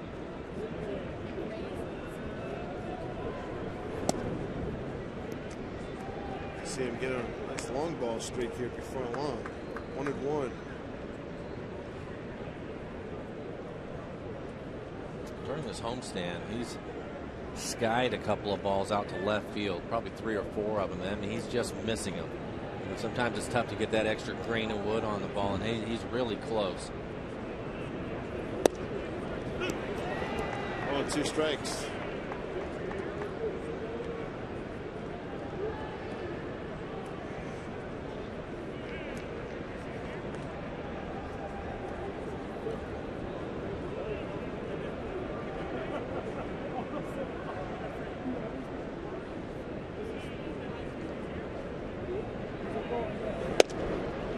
Same off the plate. 2 balls, 2 strikes.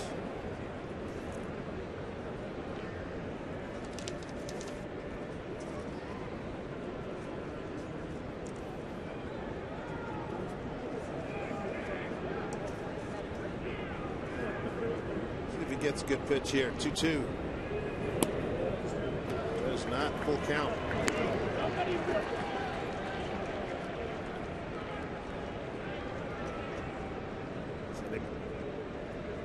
Up the shift now as the second baseman McDonald drops into short right field. Swing everybody over towards the right side against Cust. 3-2. Runner goes. Swing and a miss. Cust is gone, so are the Mariners in the 5th. That's strikeout number 5. They leave a man on. The 1-1 duel continues here at Safeco Field.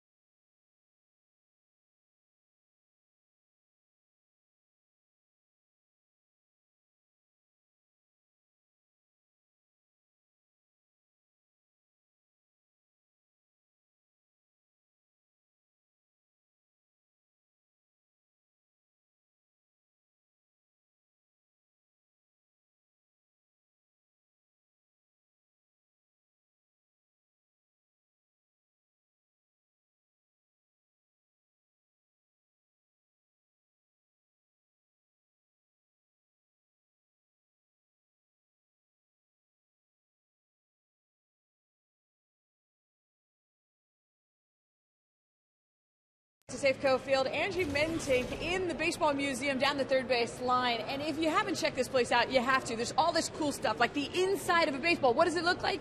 Well, come and find out. Also, did you know that Major League Baseballs are made in Costa Rica? You see the different kind of pitches. And then also, you can put your hands on a real bat of Jay Buhner's or Ken Griffey Jr.'s, or down the road just a little bit, you can put your hand in one of their gloves. So many things to do here at Safeco Field. You got to love it. Dave Sims, along with Mike Flowers and Dan Wilson, our Root Sports crew. Pitching duel 1-1. Vargas.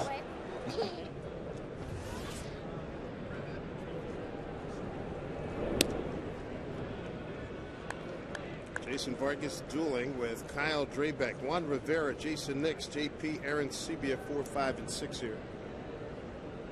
The Blue Jays.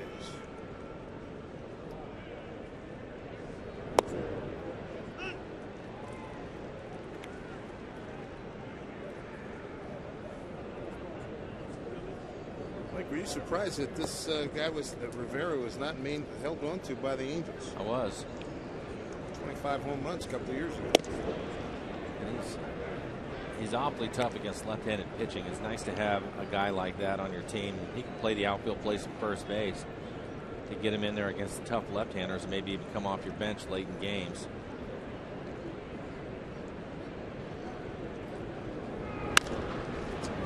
Pounds this one down to Ryan, who bobbles, boots, throws, still got him.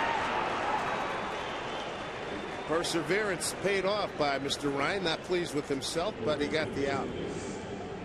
Mariner fans, the Root Sports Facebook and Twitter pages are up and running. We want to connect with you. Find us on Facebook at Root Sports NW and follow us on Twitter at Root Sports _NW. Brad Adams family at the ball game. Getaway day here.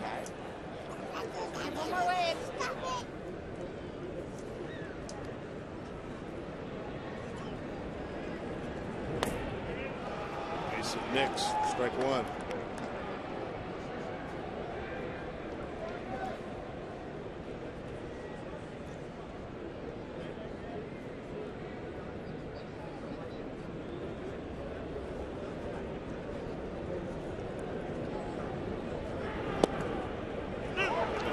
Inside corner on Nix. He's 1 for 2 today.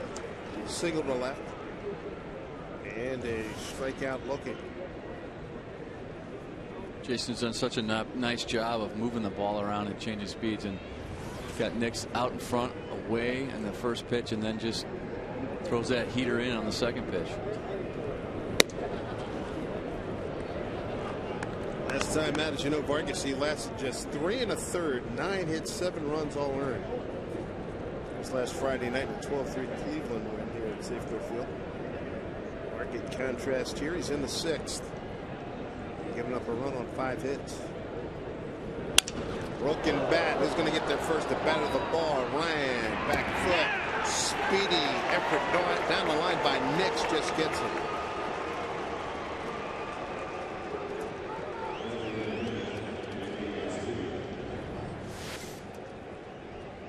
Brendan comes in, gets rid of it quickly. Nix, awfully close play again.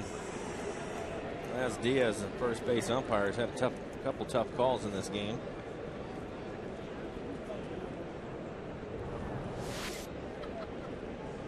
Ryan, according to the first 2 outs here. Here's Aaron Sebia. Strikeout looking and a walk. He's doing a little FaceTime with his iPhone to his family. His sister has 6 kids.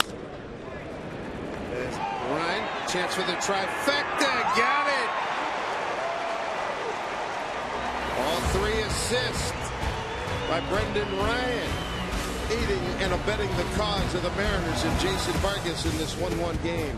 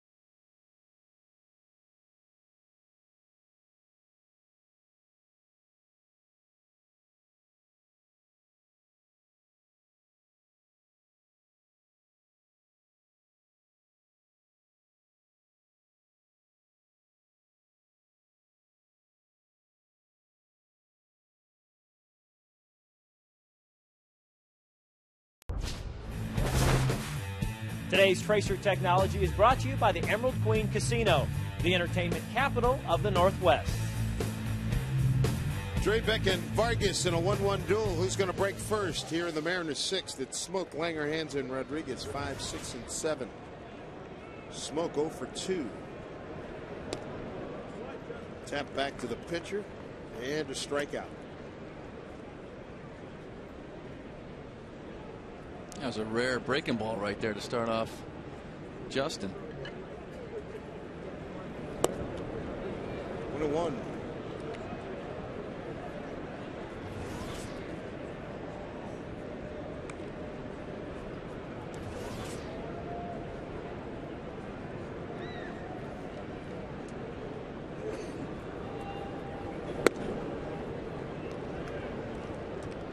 Two balls, one strike to Smoke. 0 for 4 career against Kyle Drabek.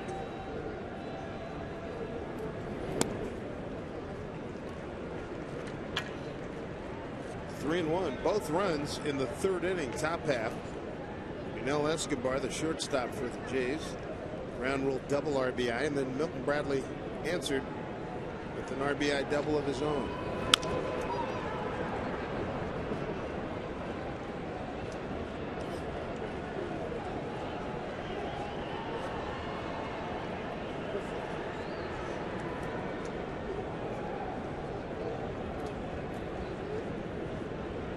Blue Jays will be flying across the country. Next stop, Boston. Shot foul.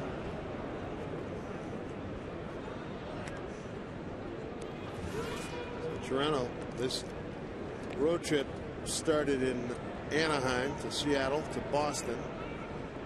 They'll play 4 games. Friday, Saturday, Sunday, Monday. They'll play in that Patriot Day game Boston. That's also the day of the Boston Marathon. A drive deep to left. Going back, Rivera at the track. Wall gone. Home run. Justin Smoke. He goes the other way, and the Mariners have a 2-1 lead.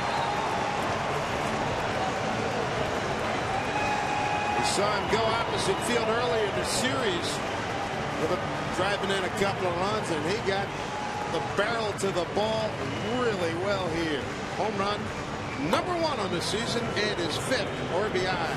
And it looks like a nice adjustment by Justin on the 3-1 pitch. He gets a fastball away, rolls over on a foul. 3-2 rolls over on another one. This one's up and away and drives it out into the bullpen to the opposite field. Nice adjustment by Justin Smoke. Mariners' 7th home run of this early season in game number 12. Chris Chambliss likes it. I'll tell you, when you elevate that ball, it makes it so much easier on the hitter. And boy, Justin made him pay for that. All those fastballs we've been talking about, and he's been staying primarily down in the zone with it, but that one just leaked up in the zone on him. And Justin put a really nice swing on it. Drove that ball over the bullpen protector there, the carport in the bullpen, and it's a pretty good little shot right there. Especially with today, probably 50 degrees. Cool night or cool afternoon.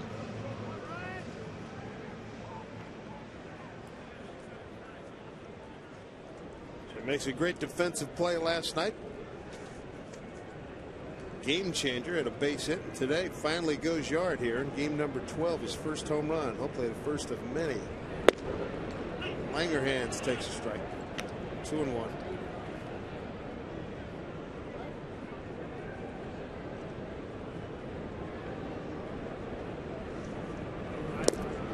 Low. Nice play by Jose Molina. 47 degrees, Mike. So you got to really hit it to get out of here. 3-1.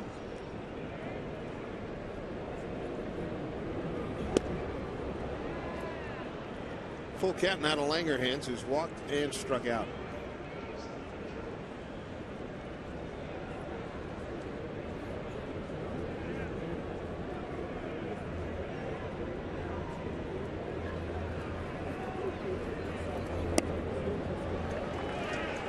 Langerhans, he's aboard. Second time via the walk for each home run hit by a Mariner player. Alaska Airlines donates 10,000 miles to our Make-A-Wish Home Runs for Wishes program. You can donate your own miles too. Make a wish at alaskaair.com. Third walk issued by Drabek. 2 to Langerhans. Luis Rodriguez. Lined out hard to the first baseman, Encarnacion, last time.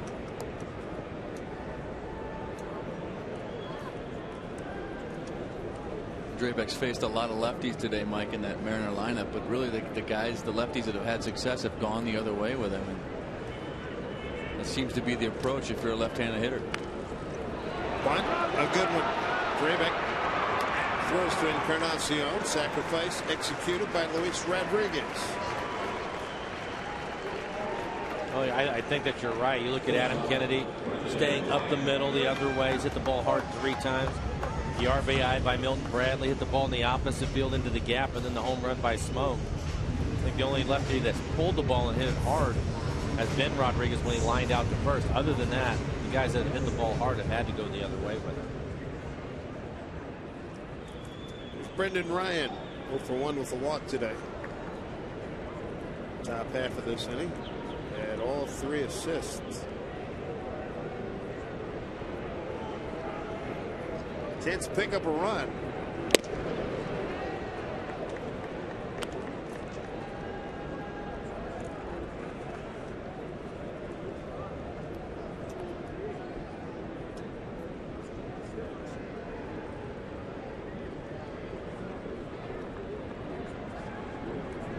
Straight away, not too deep here for Ryan. South Toronto placement. Another swing and a miss, 0-2.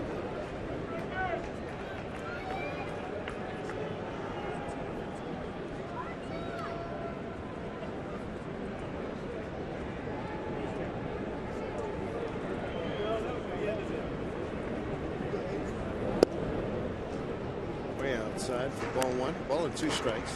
Chris Jimenez on deck. Leadoff home run by Smoke, and the Mariners the 2-1 lead, trying to get some more.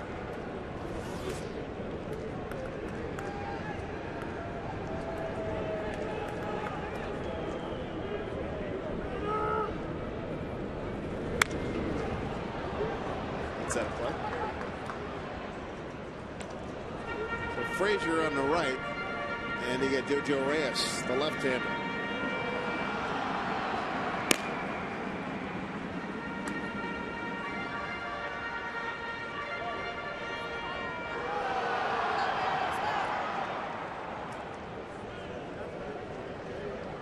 All in 2 strikes. Mike, we talked about all the fastballs and his location not being what it probably what he wants it to be, but that's also caused him to be very inefficient with his pitch count. He's getting up close to 110 at this point. And sure why he was getting frustrated earlier in the game. He just couldn't find it and was throwing a lot of pitches. 2-2. This one's playable for Encarnacion. 2 outs. I think I'll give him some credit on it, though. Even though he struggled with his command, I think when he's missed, he's been missing off the plate away. He refuses to give in and throw many pitches in the middle of the plate. And you're right, it has cost him on his pitch count, but he's just, I think he knows it's a tight ball game. He just refuses to make a mistake in the middle of the plate. We've seen that a lot. I think it's easier for him to pick up his strikes to the lefty because, as you mentioned earlier, he can take a little bit off and run it off the outside corner. For the righties, I think it's been tough for him to get out there because we've seen pitches miss badly when the right-handed hitters have been up there. 2 outs. Here's Chris Jimenez. Chance to pick up a valuable RBI with 2 outs.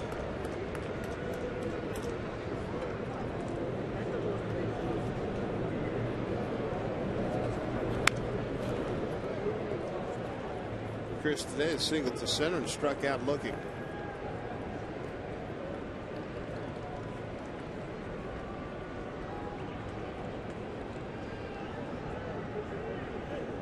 Chris got that fastball first pitch with that runner on second base and put a good swing on it, followed it straight back. Trying to be aggressive here in an RBI situation.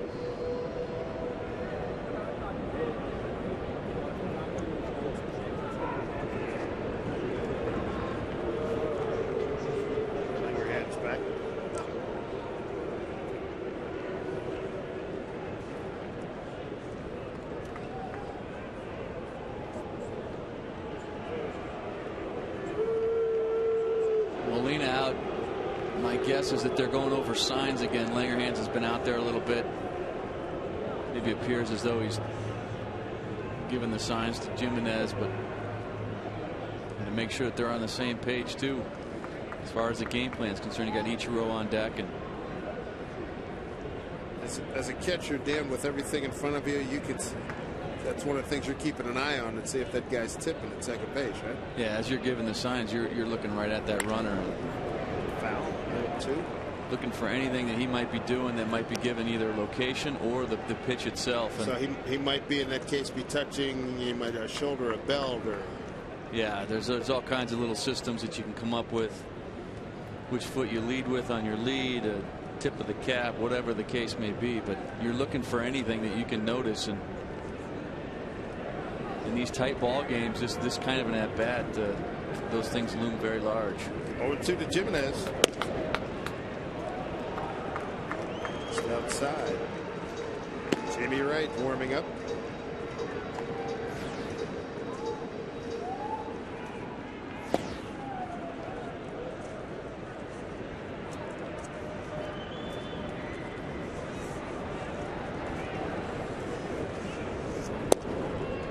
Hello.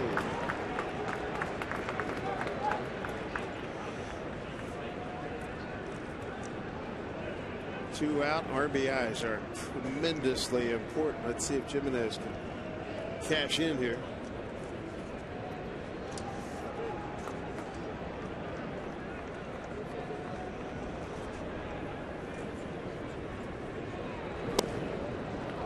He's worked the full count. Left-hander ready in the bullpen for the Jays. This next pitch will be 114 for Draybeck. This is his last hitter, I would guess.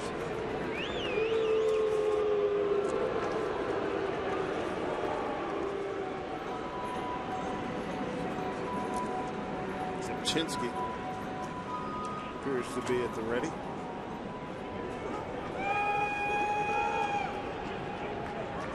Farrell watching his right-hander struggle.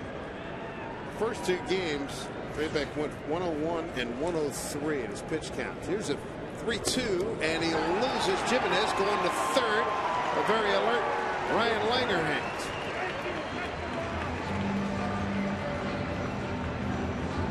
Fourth walk given up by Draybeck, and here comes John Farrell to come get him.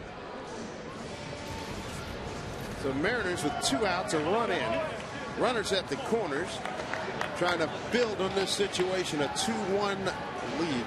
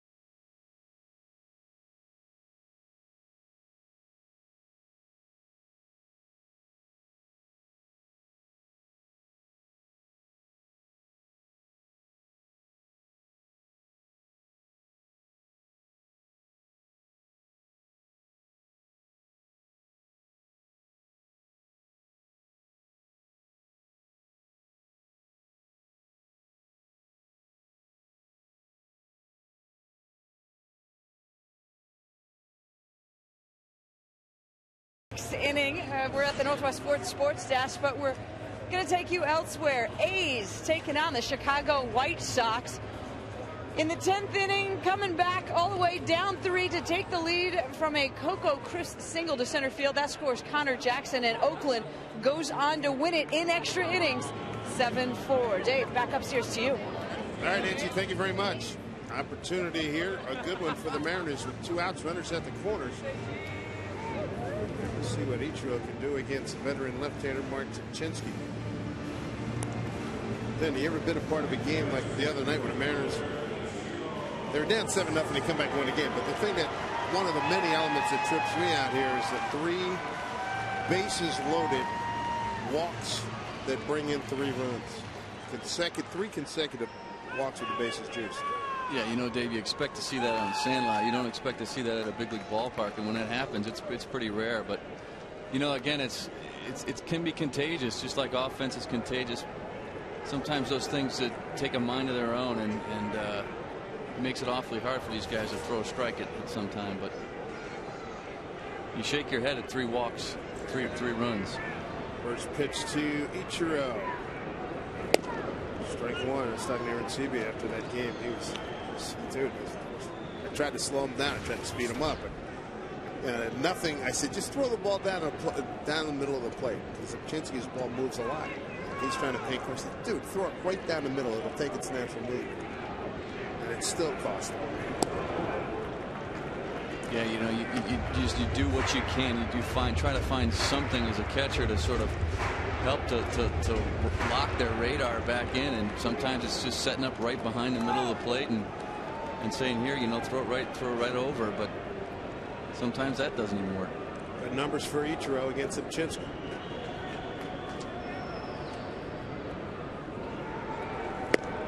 Nice ball for a strike.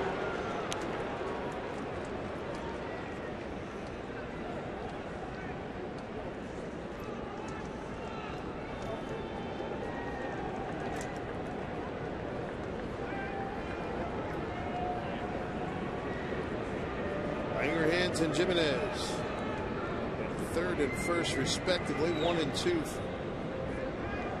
for Ichiro. 2-2.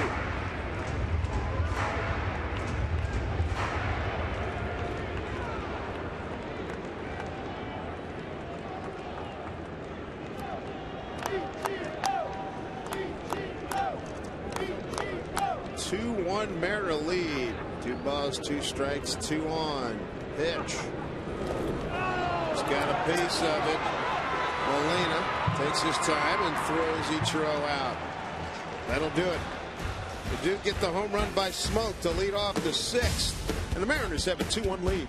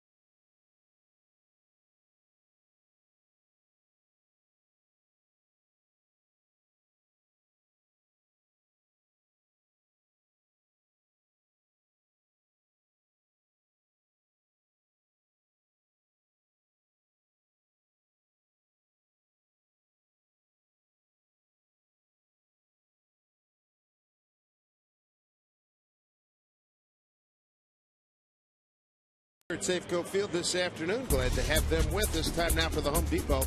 Doing more in defense. And how about the last inning by Brendan Ryan? Bobbled it. And luckily it was Juan Rivera running. He was not pleased with himself. And then a broken bat.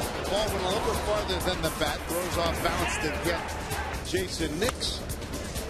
And then a nice backhand. That thing really skidded strong throw to get Aaron Sebia. So a record held by how many, Dan? Millions, thousands? There's a lot of them with that record. Nice job. And how about Justin Smoke on a 3-2 pitch, goes opposite field for his first home run. And the Mariners have a 2-1 lead. Encarnacion, McDonald, and Molina, bottom third of the order against Jason Vargas. Vargas today has struck out 6, walked 1. The only run he gave up in the third inning with 1 out. Ground rule double to the shortstop Yunel Escobar. That scored Jose Molina, who had a 1-out double.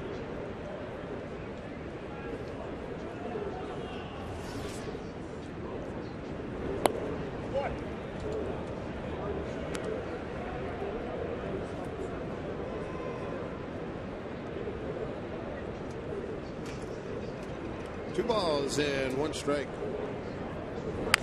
Check swing. Kennedy takes the time and throws out Encarnacion.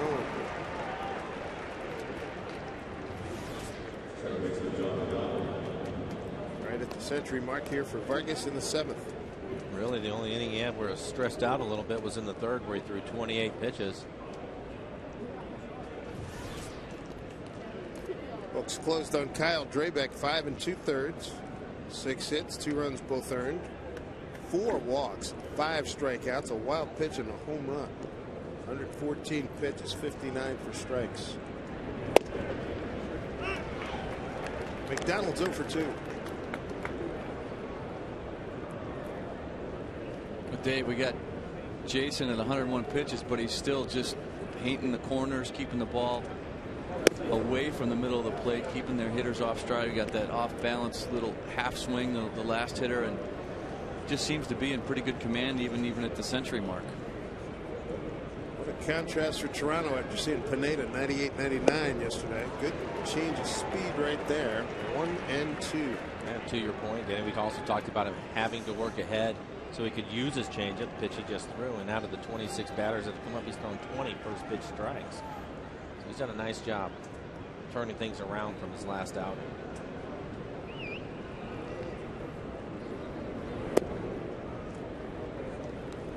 Count evens at 2. Vargas, he has retired the last 5 men that he's faced.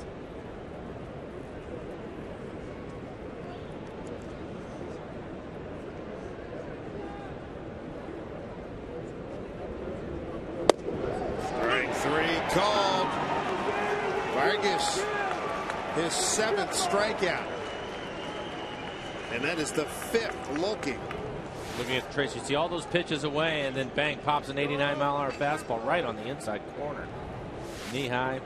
Not much you can do with that. Root for the home team.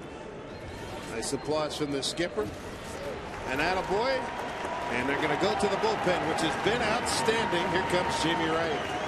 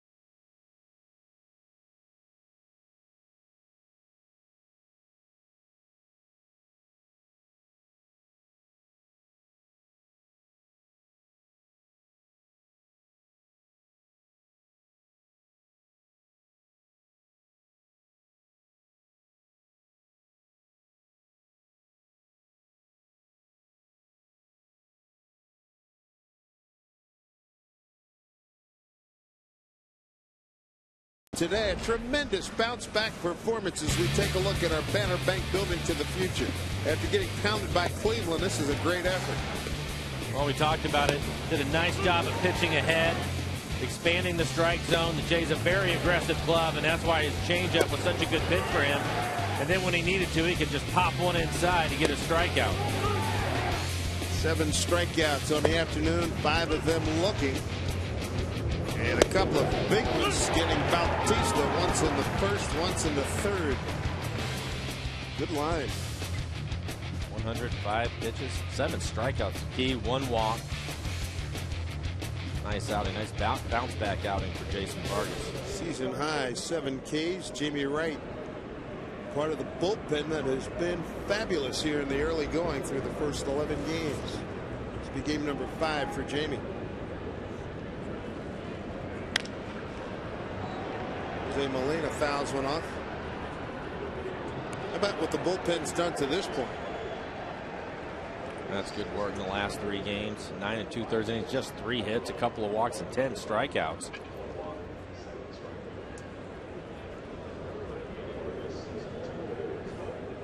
Molina's 1 for 2 against Jamie Wright. Jamie's been on fire since opening day in the spring. Very effective. I tell you guys that Vargas, to me, really impressed me. Stayed out of the middle of the plate all day today and just lived on the corners and made it really, really difficult for these hitters to get comfortable at all. And that's just a great outing, especially coming off the one he came off of. And whatever they worked on during the week, whether it was staying back or whatever it was, really seemed to be a good key for him because his control was right where it needed to be this week. He retired the last 6 men that he faced, and 7 of the last 8.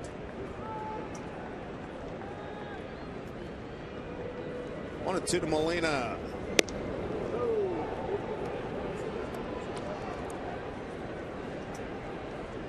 Jose must clearly be dominant right-eyed to be faced full facing the pitcher with this batting stance.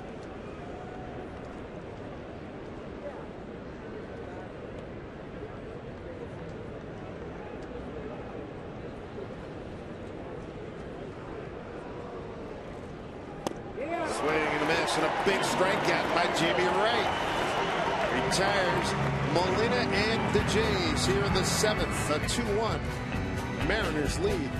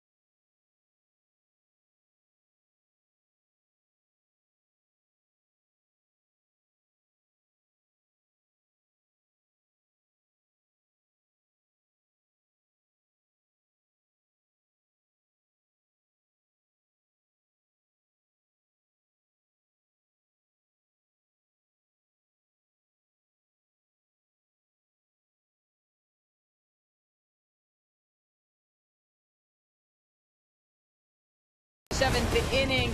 It is going to be an electric atmosphere this Sunday in the Rose City, folks, when the Portland Timbers take on FC Dallas in Major League Soccer competition.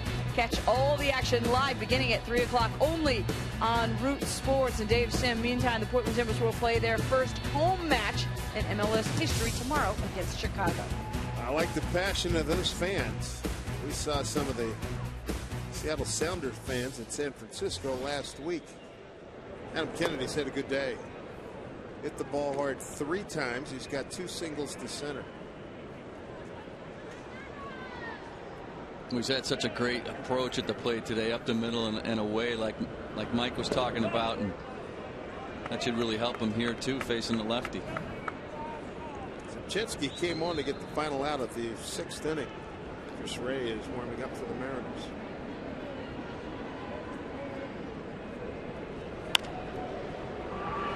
Encarnacion gets over. Zipchinski does his job. 1 out. Well, there's a case right there, Dave, where Zipchinski watching the ball game out in the bullpen, watches Kennedy's approach, knows he might face him later in the ball game, and then just eats him up inside with a couple of good hard fastballs and got the roll over to first base there. But you know, a lot of guys you can learn a lot by just watching this game, and there's a guy right there who did it pretty well. Milton Bradley will swing the bat right-handed for the first time. He's 0 for 3, make that 1 for 3, beg your pardon. Reached on an error, RBI double and a strikeout.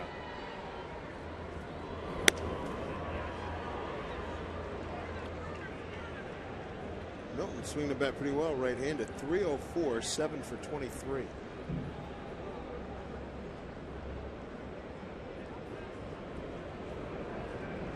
Right now the difference is Justin Smoke leadoff homer in the 6th. 2-1 Seattle.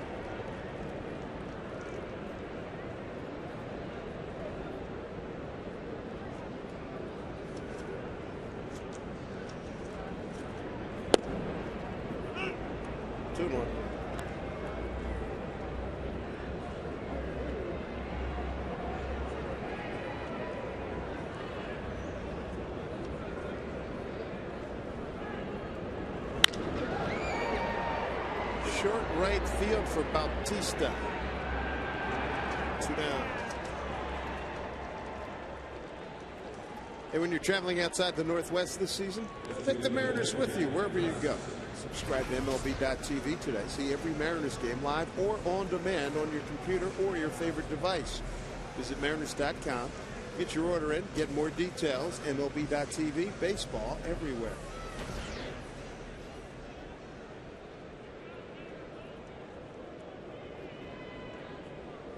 Jack Cust.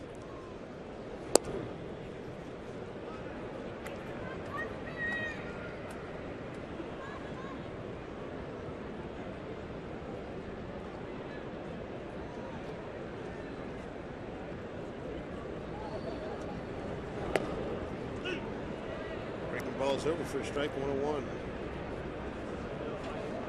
Chinsky was in that 8th inning when the Mariners scored 5 times on Monday night. And a delirious 8-7 come from behind victory. 1-2.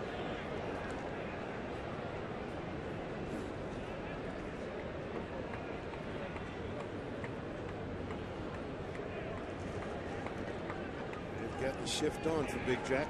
1-2. Strike 3 called. Cust strikes out for the 2nd time today. Zipchinski. An area whimper from the Mariners in the 7th to the 8th. We go in a 2-1 Seattle lead.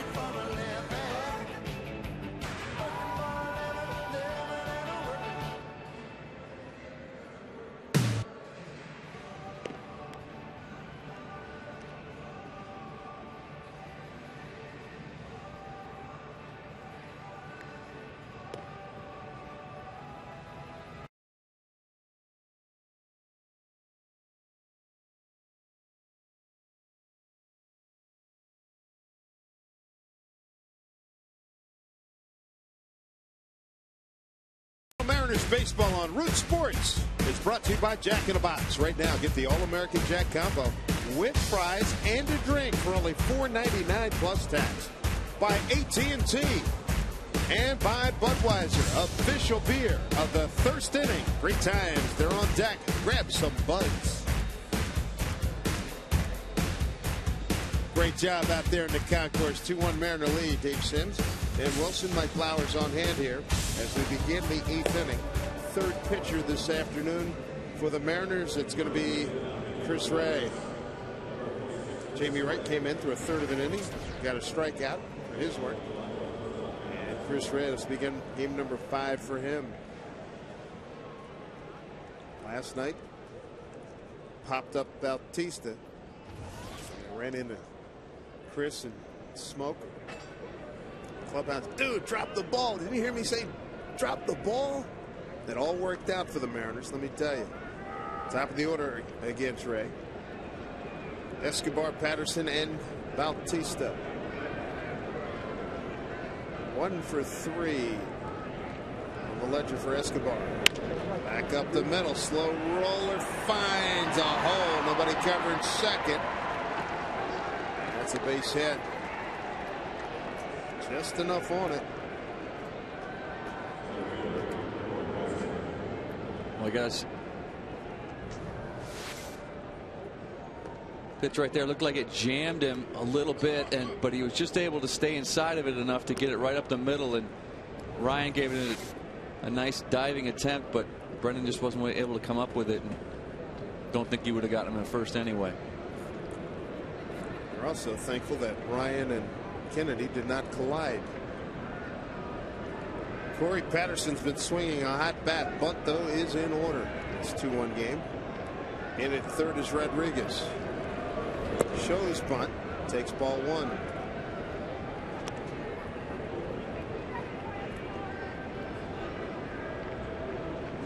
Patterson 1 for 3 tonight. This afternoon, 2 for 4 last evening. 2 for 5 with a 2-run homer on Monday night. Gets the bunt down. They let it go foul. It dies in the grass. Base hit.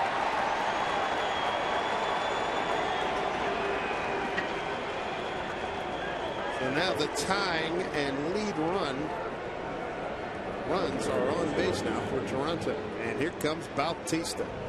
And this is just a perfect bunt. You take a look at Patterson. We've talked about his speed. He flies down the line. Once the pitcher doesn't get to it, Justin has to make a decision right away. I doubt that he's been able to pick that up, turn around, and make a throw to get Patterson at first. The only option he had is to see if it would go foul. If it catches the cut, it may, but when it stays on the grass, there's no way to get him. It's a base hit. Nice bunt by Patterson. Corey Patterson's a guy with all the tools, Mike. He can run. He's got power, but he can also do that to you right there. He's got such good bat control. He can just put the ball where he wants it. And we all knew he was bunting, but boy, he put it in a perfect spot. Here's Bautista, 1 for 3 against Ray. It is a long ball. Here's strike 1. Bautista struck out swinging, looking, and fouled out a nice play by Milton Bradley to end the 5th inning with a couple of men on.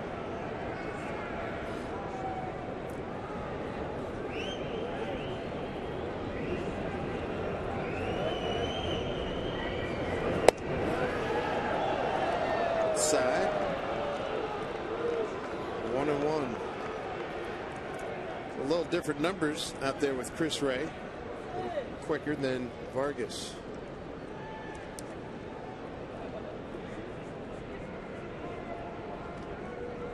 One and one.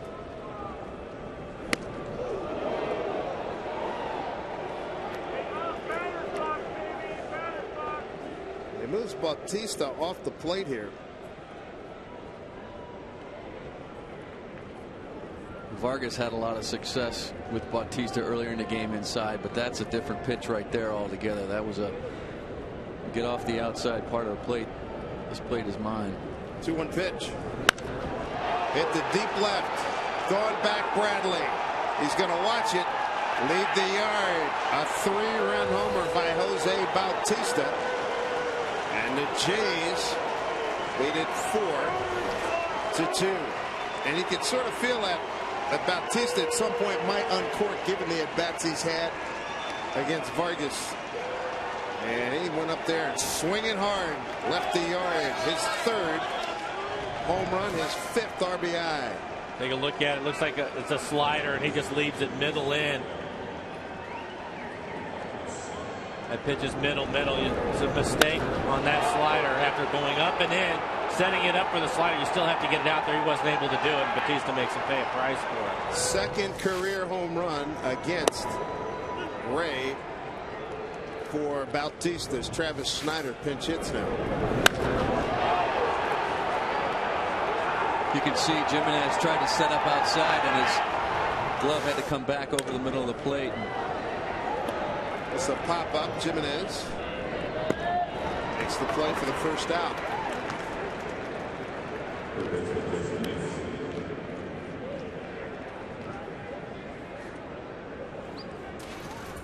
Looking ahead in the Mariners home 8th. Smoke, Langerhans, and Rodriguez.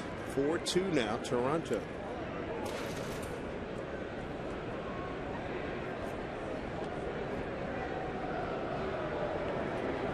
Jose Bautista led the major leagues in home runs a year ago.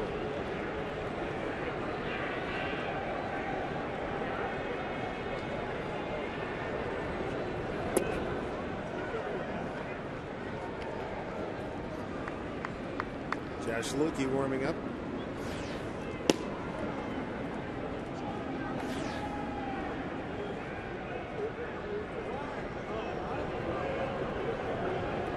Jason next.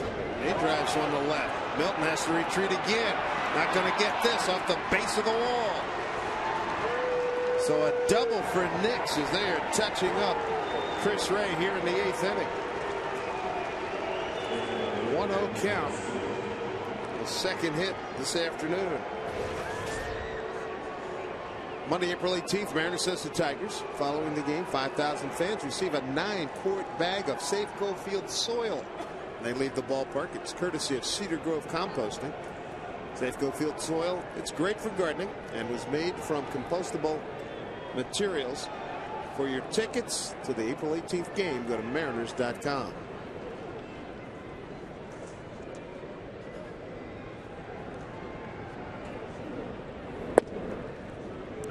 Hitters JP Arancibia.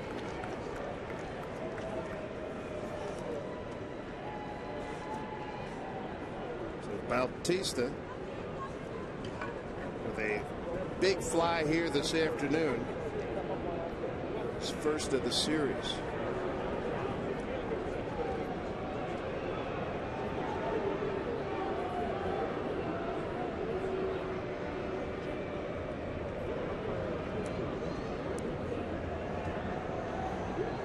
Mariners got to come from behind again against his Toronto ball club.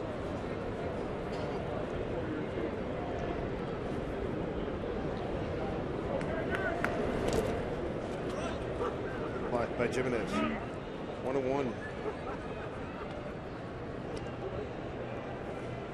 It's a nice block right there, Dave, trying to go down and away with that pitch, and Chris was right there to the task. Keep that runner at second base rather than him getting over to third base with 1 out. Eric Wedge, a catcher in his days. Jimenez's work. 1-1. Runner goes. Throw down to third is not in time. Stolen base by Nix.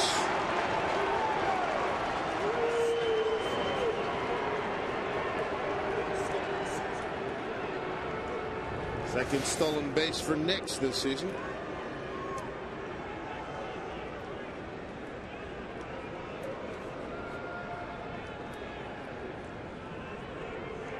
Got it in there. 2-1. Arancibia. Infield in close. Last ball for a strike. 2-2.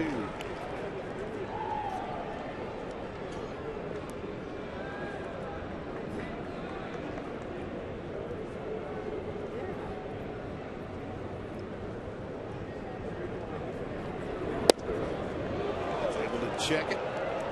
Bell. Is a ball. Good looking pitch from Chris. the ball down and away from, I say go back to it again. 3-2. And at the Kennedy, he holds the runner. 2 outs. Big out.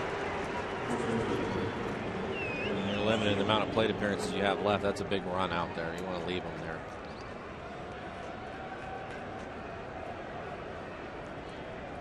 So 4-2 ball game. A 3-run homer by Jose Bautista.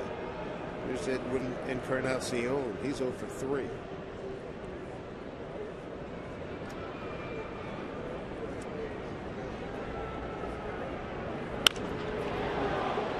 That'll get fouled.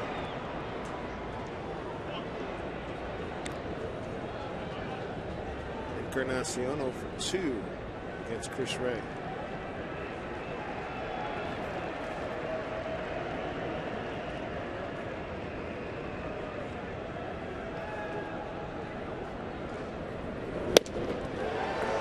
Beat him with a fastball. 0-2.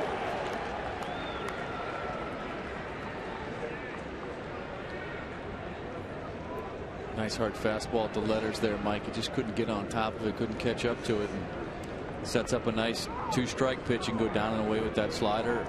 Climb the ladder a little higher inside.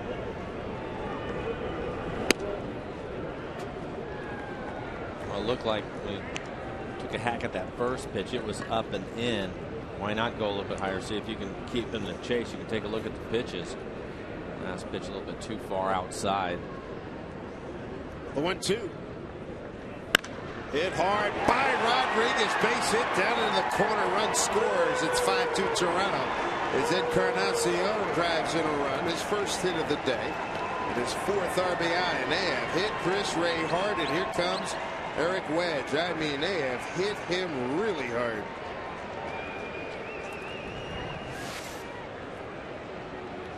RBI double by Encarnacion extends the lead to 5-2. No chance for Rodriguez. Back with more after this.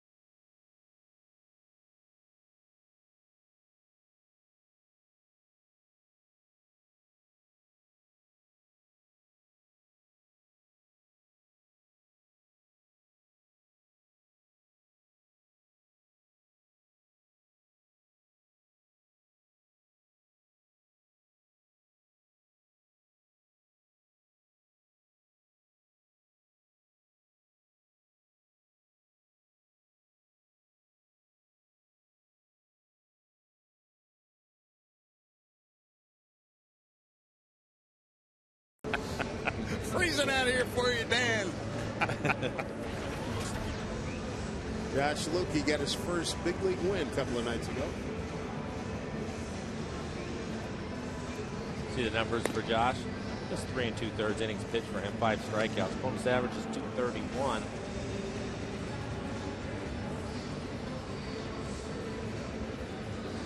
Boys, Chris Ray didn't have it. Do you have those kind of days? He centered a couple of pitches and they were hit hard. We saw that from the Blue Jays in the first couple of games. And get pitches out over the plate. They're very aggressive. Doesn't take but a mistake or two, and it just wasn't his day. Face 7 men. And he's given up 4 runs on 5 hits. With a runner at second, Encarnacion, that belongs to Ray as well. Second baseman John McDonald.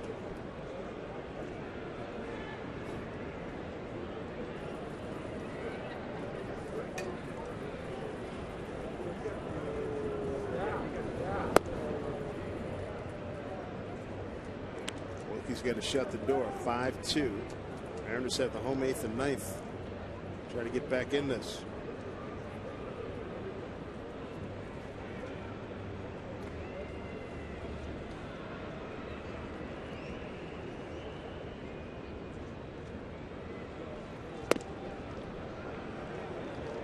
And 2. 2-0, beg your pardon. Reading backwards is reading one other thing. Josh Lukey, young man out of Covington, Kentucky.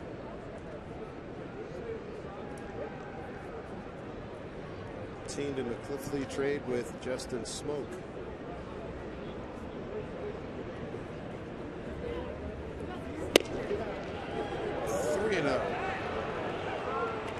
Had a chance to see Josh throw in spring training, Dave, and he threw very well down in Arizona. And boy, the one thing that stuck out to me was, as a hitter, he's got a funky little hitch toward it at the top of his delivery that, as a hitter, would make me it would make things difficult. And he looks like he's going to be a good one. He's got good stuff. Pours it a fastball. 3-1. Jose Molina, you saw him. He's on deck. He's had a fine day. 2 for 3. Donald's 0 for 3. It's Toronto catcher.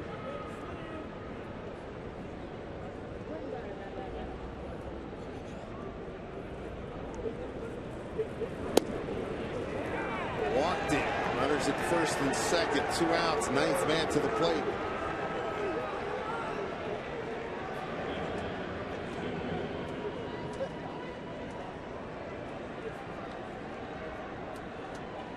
Temperatures in the mid-40s here in Seattle.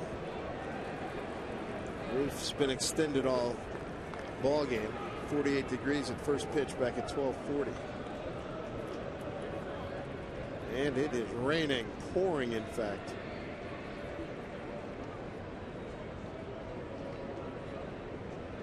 And we saw that weather system at the very beginning as we look at the sign from I-5 North.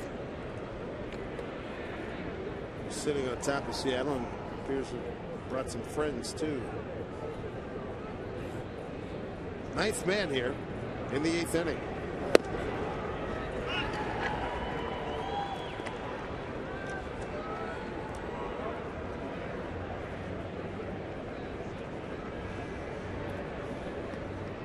Encarnacion, he's at second.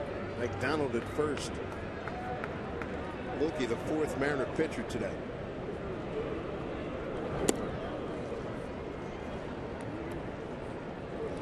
Feel badly for Jason Vargas, who left the game with the lead.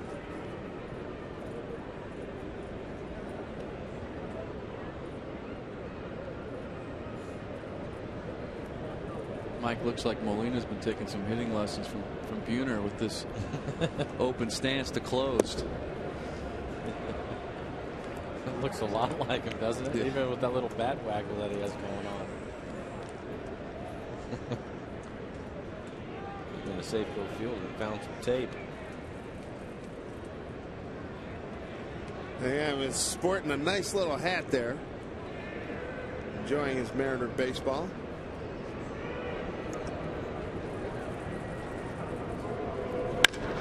Well stroked center field. Giving chase is Langerhans. Can't get it.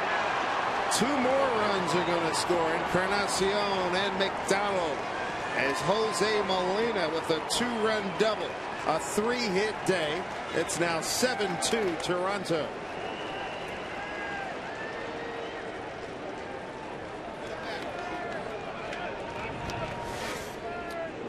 Molina gets a 2-1 pitch, loads up and lets it fly right in the middle of the play. You can see it right there from the tracer. Ryan tries to get back and it's just out of his reach. No doubt one of the things that we're talking about with Josh and his stuff, what we've seen from him here early, and it's real early. He's just pitched in a few games, but like most young pitchers, especially power pitchers, those walks are going to get to you. Working ahead in counts will certainly help him. When he's been able to do that, you see some really bad swings because of the stuff that he has. But when you start falling behind and you have to come to these hitters and throw pitches like that last one in the middle of the plate, I don't care how hard you throw, you're going to get hit eventually. Absolutely. And, you know, I think we saw a little bit of that with Pineda in spring training, too, where he was forced to throw the ball right down the middle of the plate. And even at 98, they could catch up to it. But you're right. You've got to be able to find ways to get ahead. And if you can't do that and you got to center a lot of pitches, these veteran hitters, guys like Molina who've been around, they're sitting there waiting for it. What a day for Molina. 3 for 4, 2 doubles, 2 runs batted in, and a run scored. As the Jays have now batted around. Line drive right field. Etro won't be able to get it. Molina, they'll hold him. Speed is not a family trademark. They can hit. So Escobar with his second hit here in the 8th inning. His 3rd hit of the day. Carl Willis, the pitching coach, make a trip out to the mound. It's tough. Josh pitched well in spring training, makes the big league club, but this is his first time through it. It's not unusual to see a little bit of inconsistency from the younger guys that haven't been out there before. You get with an aggressive swinging club like the Jays again, you just have to work ahead. Starting today, Toronto 7th in home runs, 5th in batting.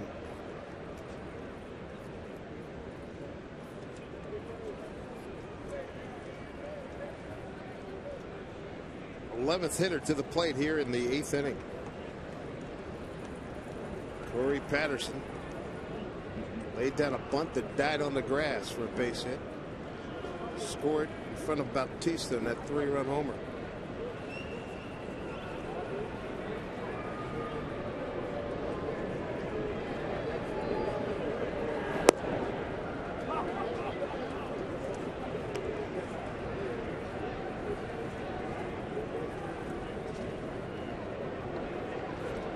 Desperate for an out here.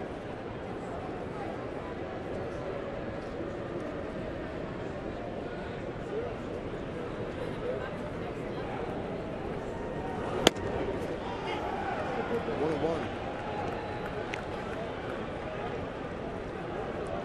6-run inning here for Toronto.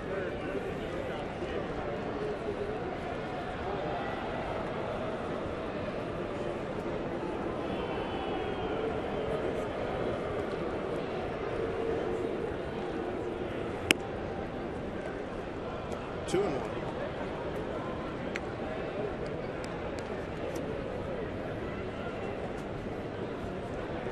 So right, fellas, about location. Talked about Lukey a couple of nights ago. Was concerned about his velocity. It's all about hitting spots. 2-1.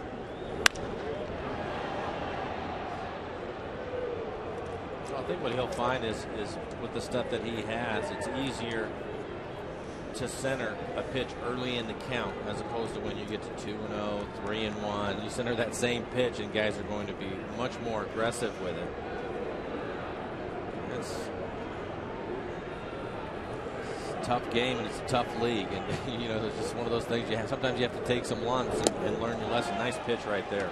Pulled a string on Patterson and strikes him out, but the Jays send 11 men to the plate. 6 runs, 7 hits, no errors. They leave a man. They've broken it wide open at 7-2.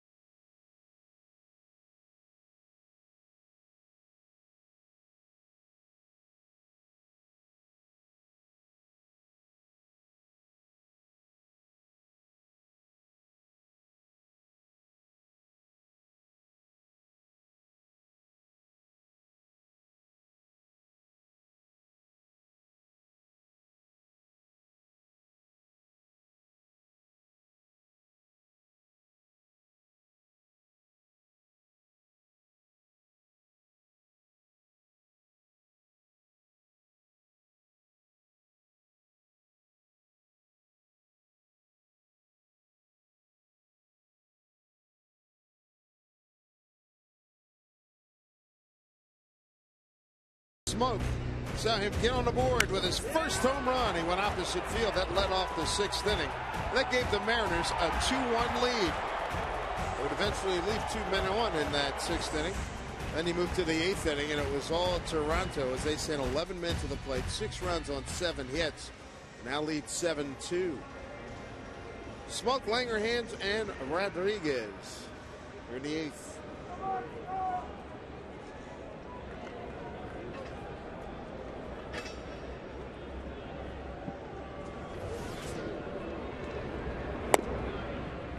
Right now, Zipchinski came on to get the final out of the 6th inning. He's the Toronto pitcher of record.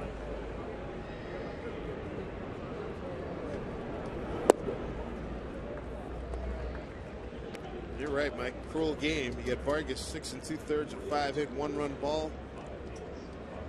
Season high 7 strikeouts, and he was in line to get a win, and he'll get a no decision today. Well, the other thing about it too is the bullpen, as we had mentioned, was on a nice run. 16 2/3 innings that they pitched and not giving up anything. You see Tom Wilhelmsen getting loose now. That's not going to be the case every day. It's just not that easy.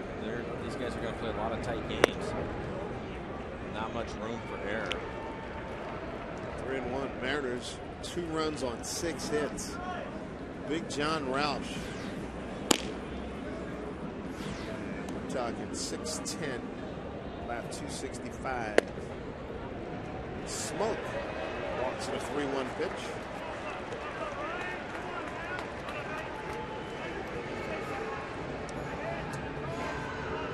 The other night it started innocently enough, didn't it? Sure did. Who knew? Bautista, he's still shell-shocked over losing that game. He's sitting there, he said, I'm out here in right field looking at this, and we're going to lose this game? If this game's 7-0. Late. Yeah, exactly. Yeah, all the guys I talked to in the clubhouse over there in Toronto, they get that vacant look in their eyes when they start talking about that game 2 nights ago. 7-2. Right now, Blue Jays. Foul ball. Langerhans, a walk, a strikeout, and a walk. Picked off at first base. Andrew led off the inning with a bases on balls.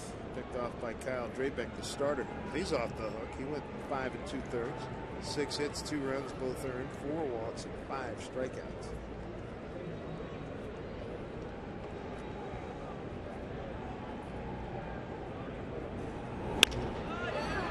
To the second baseman McDonald, who bobbles. They do get the lead runner.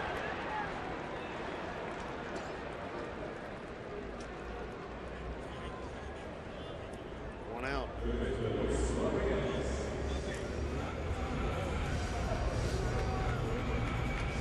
They'll bring up Luis Rodriguez playing at third. Mariners hope to have Sean Figgins back for tomorrow. He's got that thumb injury from a couple of nights ago. In his stead, Rodriguez today is fly to left. Hit a hard liner to Encarnacion at first base, but laid down a perfect sacrifice.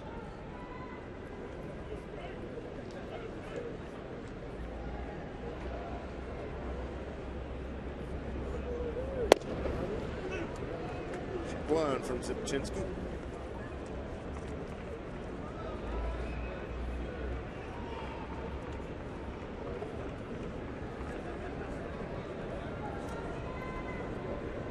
Zipchinski out of Yorba Linda, California.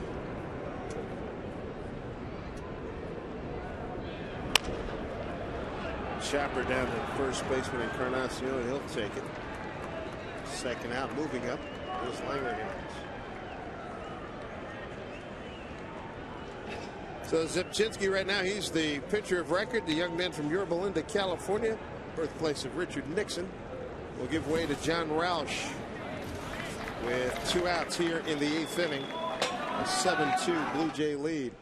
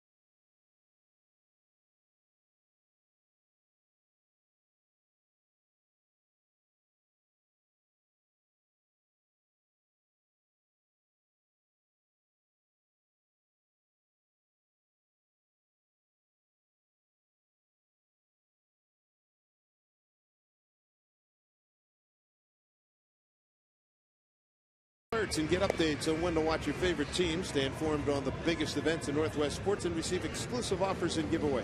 Just text FAN to 95323 to get in on all the action. Grandmas and grandpas came out with the blankets appropriately attired. That's veteran fanship there. 6'10", 251-pound John Roush out of Louisville, Kentucky. 32-year-old right-hander. Veteran of the wars. Been with the White Sox, the Nats, D-backs, and most recently Minnesota. And he's greeted by a line drive into the gap off the bat of Brendan Ryan. And that'll score Langerhans at 7-3. Brendan Ryan with his first hit today. 1 for 3 with a walk. Picks up an RBI, his third. Brendan wasn't wasting any time. Saw one he liked and said, I'll get the base hit and the RBI. Thank you. Get the Mariners one step closer.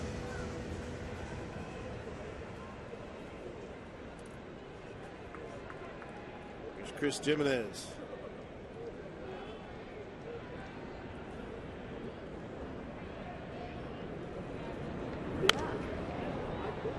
'21 saves at Minnesota last year for Roush. It's a career best. Previous high was 17 for the 08 Nationals.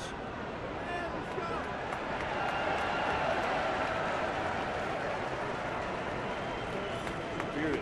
59 games. As you mentioned, at 6'10", big guy. He really doesn't throw that hard. He's going to be right around 90, 89, 90 with his fastball. I'll tell you this, he's on the all-tattoo team. He's got one going up the base of his neck, all up and down his arms, and the intense glare.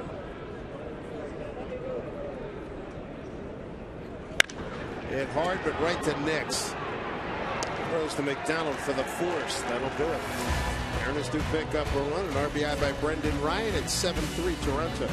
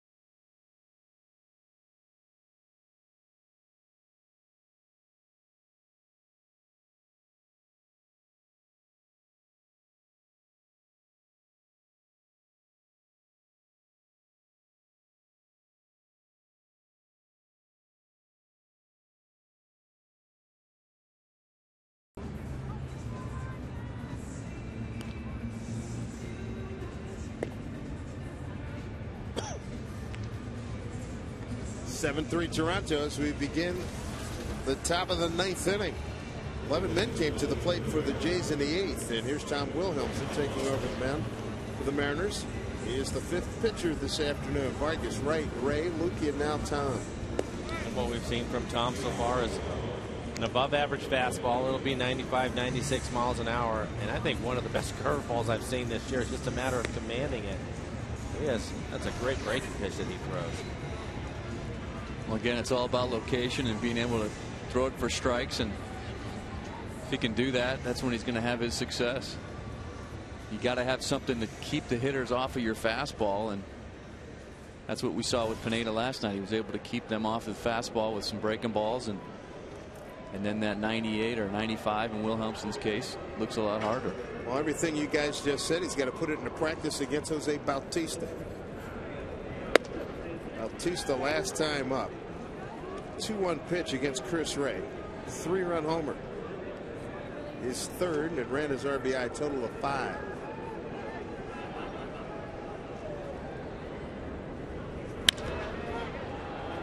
Slicing back to Ichiro.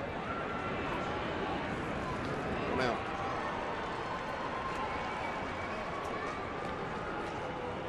and a big one too. There's Travis Snyder, his second time up. He's thrilled to be back home. Kirkland, Washington born, Linwood, Washington, where he lives. He's going to stick around. A lot of family and friends here. Last 3 days, of course. Going to stay here a few extra hours and fly in on his own to Boston. Solid base hit. That'll get the gap. Cut off by Langerhans. Won a state title with Jackson High School. Travis Snyder coming off a career best last year, 255, 14 homers, 32 runs batted in.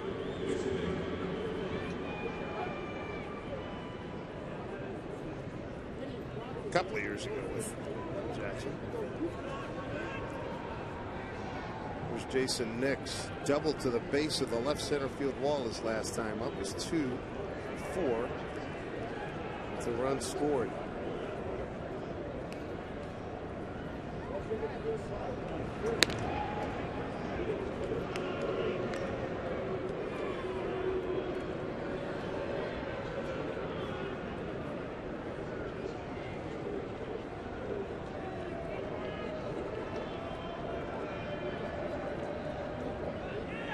Wilhelmsen, long look. So he gets ready to face Nix.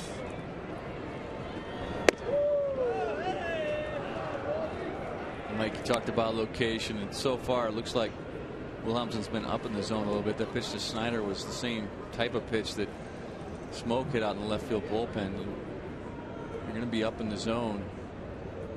You're going to take some lumps. You got to keep that ball down and see if you can make an adjustment. 1-0 to Nix, back safely as Snyder.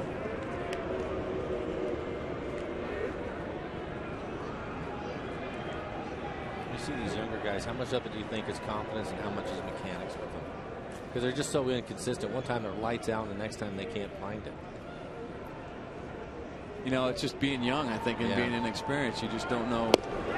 Snyder goes, got a great jump, throwing to center field. Snyder will hold.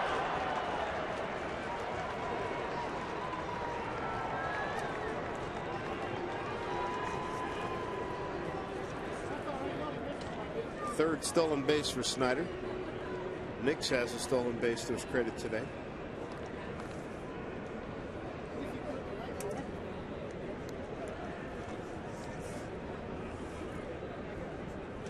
It was like about 2 or 3 different games today.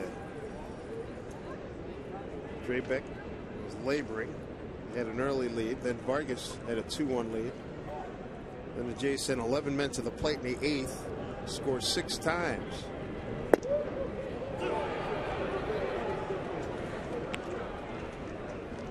Right now the Mariners on the short end 7-3. They've been out hit 13-7.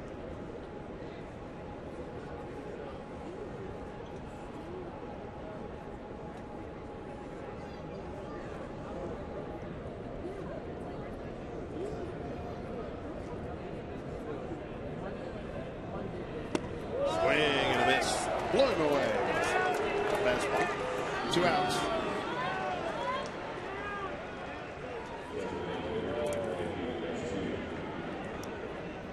Does have a lively arm. Pretty good pitch right there, Mike, down and in. It looked like a little sinker, and boy, Nix had no chance on that pitch. Paul, that would have the breaking ball before. I think Nix was upset about the call. I think maybe he thought it was inside. Here's the DH, Pierre and Sebia. 2 outs. Broken bat, foul ball.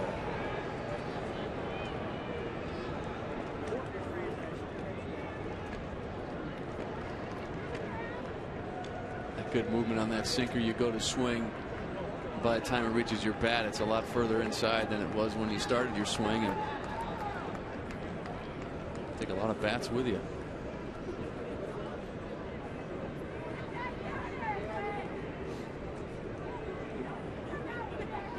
Mariners are at the top of the order coming up in the bottom of the 9th inning.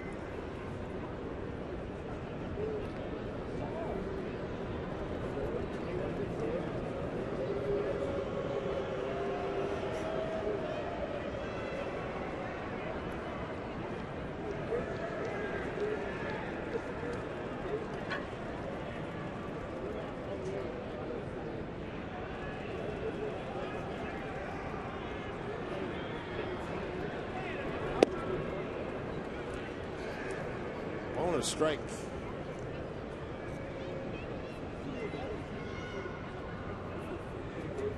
Don't see many stories like this young man being out of baseball as long as he was at this level, at the professional level, and be able to come back and make a ball club.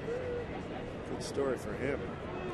I think it's amazing that you can lay off for that long and still have a good fastball. Yeah. Well, I was concerned about Snyder. 7-3 ball game, 1-1. Count with 2 outs. Aaron Sebia, a good hitter.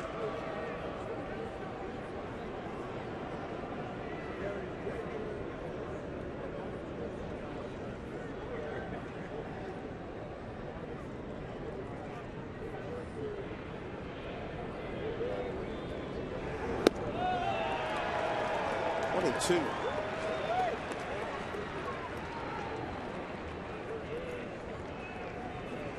Five years out of the game, keep that fastball and that nasty breaking ball too.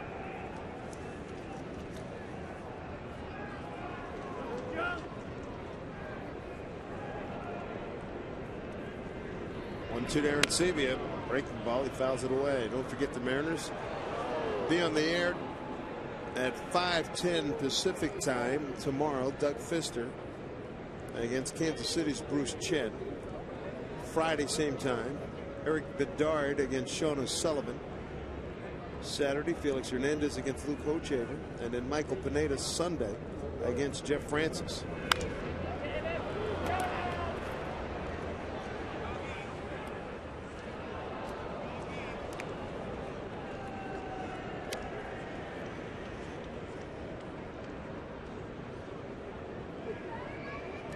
Mariners only trip to Kansas City.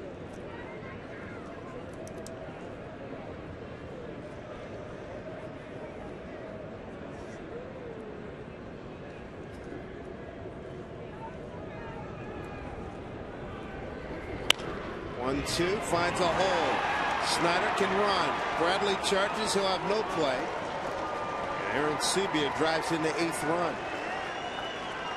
8-3 Toronto for Aaron Sebia, his 6th RBI, his first hit today.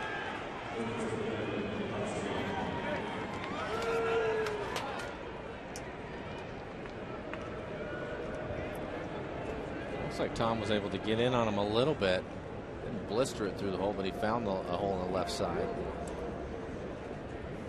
It looked like he just stayed inside of it just enough to get it far enough to the barrel where it didn't break the bat, but he got it through the infield. Encarnacion, a rocket double his last time up. He's 1 for 4 with the run batted in.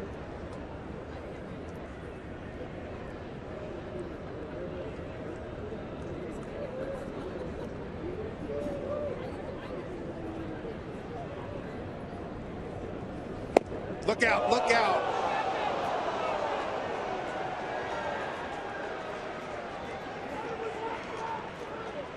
We got a guy in his lap. Doesn't appear to be any big damage, but you talk about lucky. Boy.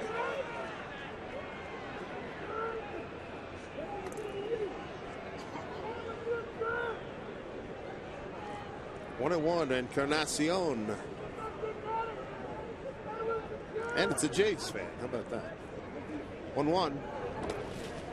Good dig by Jimenez.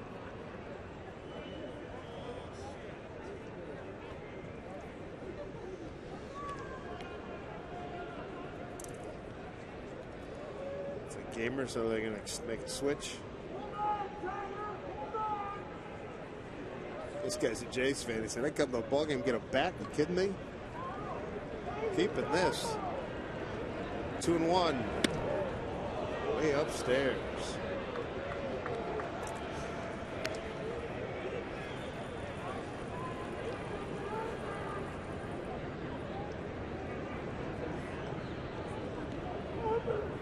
So it was worth it after all. Looks like to take a hit on that left hand. 3-1. They're an aggressive, free swinging ball club, the Toronto Blue Jays. My goodness, 257 home runs last year to lead the majors. Hope it didn't do any damage to her diamond. Yeah, looks like she's showing it right there on her ring finger. 3-2 pitch. Runner goes. And down low for ball 4. Wilhelmsen struggling.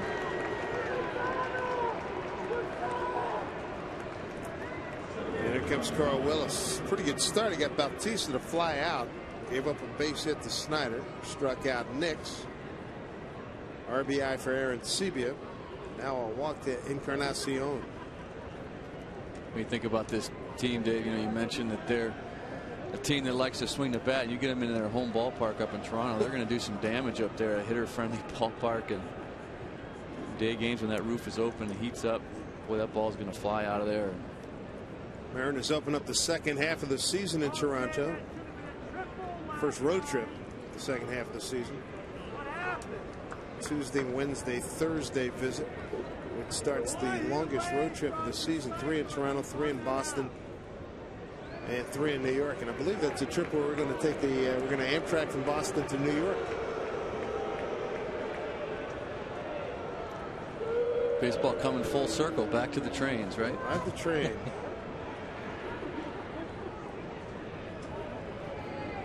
First and second. Here's the second baseman, John McDonald. Were you stretched back east? Did you jump on the train very much, or what you do? A little bit, yeah. Well, everything's so close out on the East Coast that it only makes sense sometimes to get on the train rather than getting in the car. Not far enough to fly.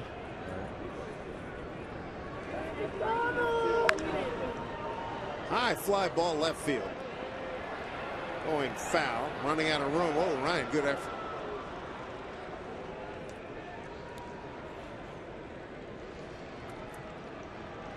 Ryan's got a little kamikaze in him, doesn't he? He plays hard all the time. He doesn't care what the score is or like it. Yeah, any of that stuff. And a chance to make a play, go make it. You never discourage that. Good stuff. Good to have a guy like that on your ball club. Sure, Tom Wilhelmsen appreciates the effort. Ryan 1 for 3 today with an RBI.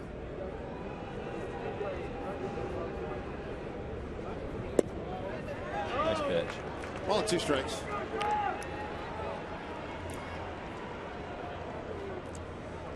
Ryan may have hurt himself just a little bit trying to shake it off. He'll be fine. Mr. MD, can you tell me what's ailing me? I just think with his attitude, it'd take a lot to get him to come out of a game. I hear you. I agree. 2-2. Typically that goes hand in hand, right? You play hard, things happen. He hurt his wrist or his thumb earlier in the ball game on a dive in the deep short. The guys with the dirty uniforms are the guys that usually come up with little ailments here and there. Breaking ball set to center field. Langerhans puts it in his pocket. That'll do it. Jays get a run. They leave 2. The lead is now 8-3. Last ups for the Mariners. Ichiro will get it going, followed by Kennedy and Bradley.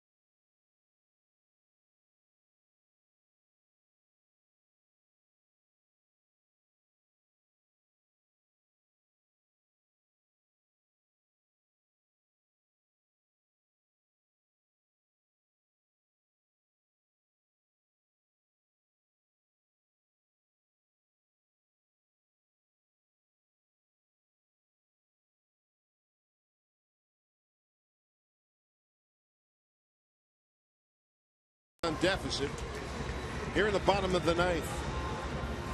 Dave Sims with Mike Flowers and Dan Wilson. The Mariners have to get it done against big 6'10" John Roush.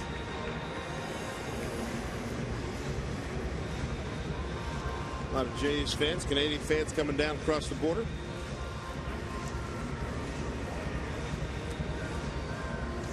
Ichiro will lead it off for the Mariners. He's 0 for 4.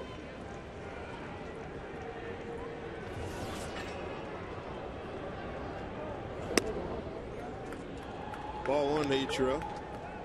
0 for 3 career against Roush.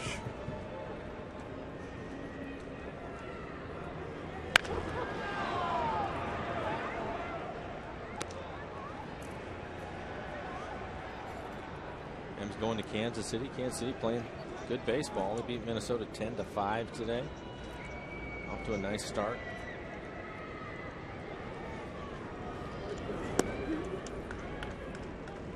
Two and one.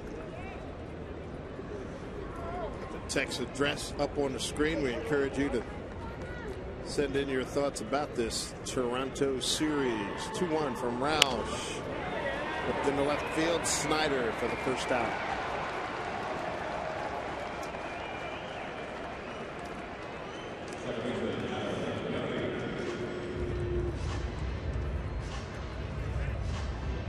Here's Adam Kennedy. 2 for 4 today.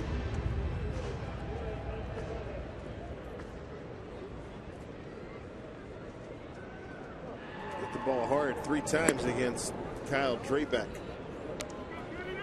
Last time up was against Zipchinski. And he grounded out. Well, Dave, I won't text in my response, but I will say that it's good to see Jason Vargas back on track today. And you're here. Pitched very, very well, and they need that to be consistent throughout. And it's good to see Jason back and where he's feeling comfortable.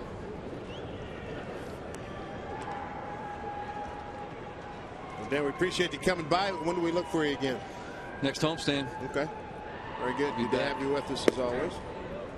I'll be more prepared, hopefully, with the I'll get an overcoat or a sweater or something, Dave. Yeah. We could.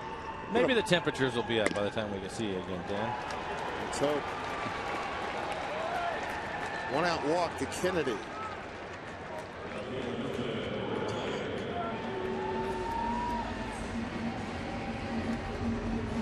Here comes Milton Bradley. Doubled in a run back in the 3rd inning. Expressing her feelings for the Blue Jays.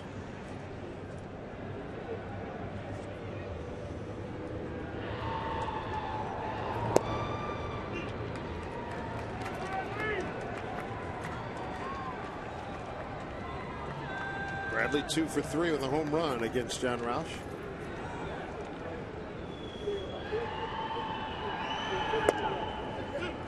He's in an 0-2 hole.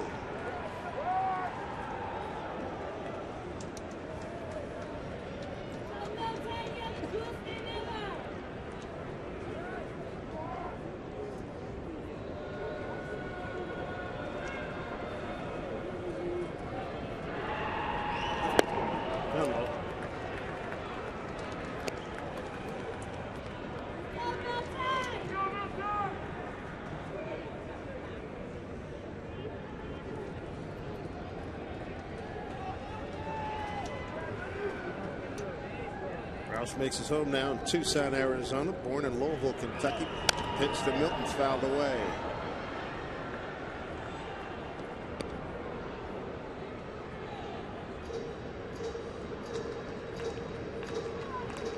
You're right, Mike. He's just a big man out there, and you would expect him to throw a little bit harder, but he's 88.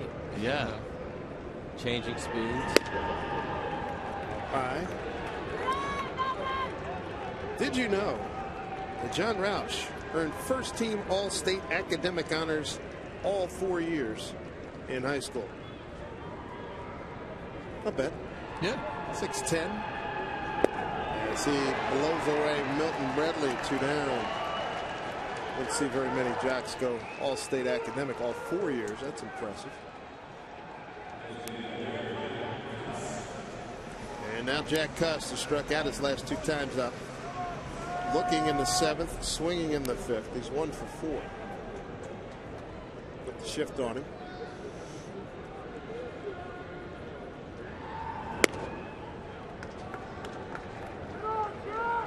Jack's 0 for 3 against Roush.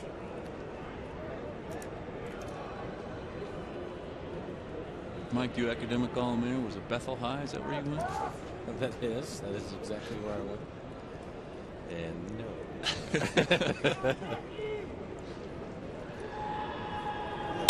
Broken bat. Shortstop will take care of it. It's Escobar throwing over, and that'll do it as the Blue Jays salvage a game in this series. This was a good-looking 2-1 lead and a performance by Jason Vargas, and then it all came apart. That man right there, Jose Bautista, 3-run homer, keyed a 6-run 8th inning for Toronto. It's still a nice series for the Mariners to come back and win the series. You'd like to get the sweep. That's a tough thing to do. We all know that. Really nice to see Jason Vargas, as Dan was talking about, come back and pitch well. And I thought Justin Smoak, his first home run of the season, hitting the ball a long ways the other way in this ballpark. Good sign for the Mariners as far as their first baseman goes. He's starting to drive the baseball. He has 5 doubles this year, too. Dan, final comments? So, you know, like Mike said, winning this series is big, and hopefully you can take some of that momentum into the 4-game series in Kansas City and keep winning series and get these guys rolling again. Well, we'll see you next week, Dan, for our next homestand. We're going to be off to Kansas City. Right now, we send you off to Brad and Bill for the Mariners postgame show. Dave,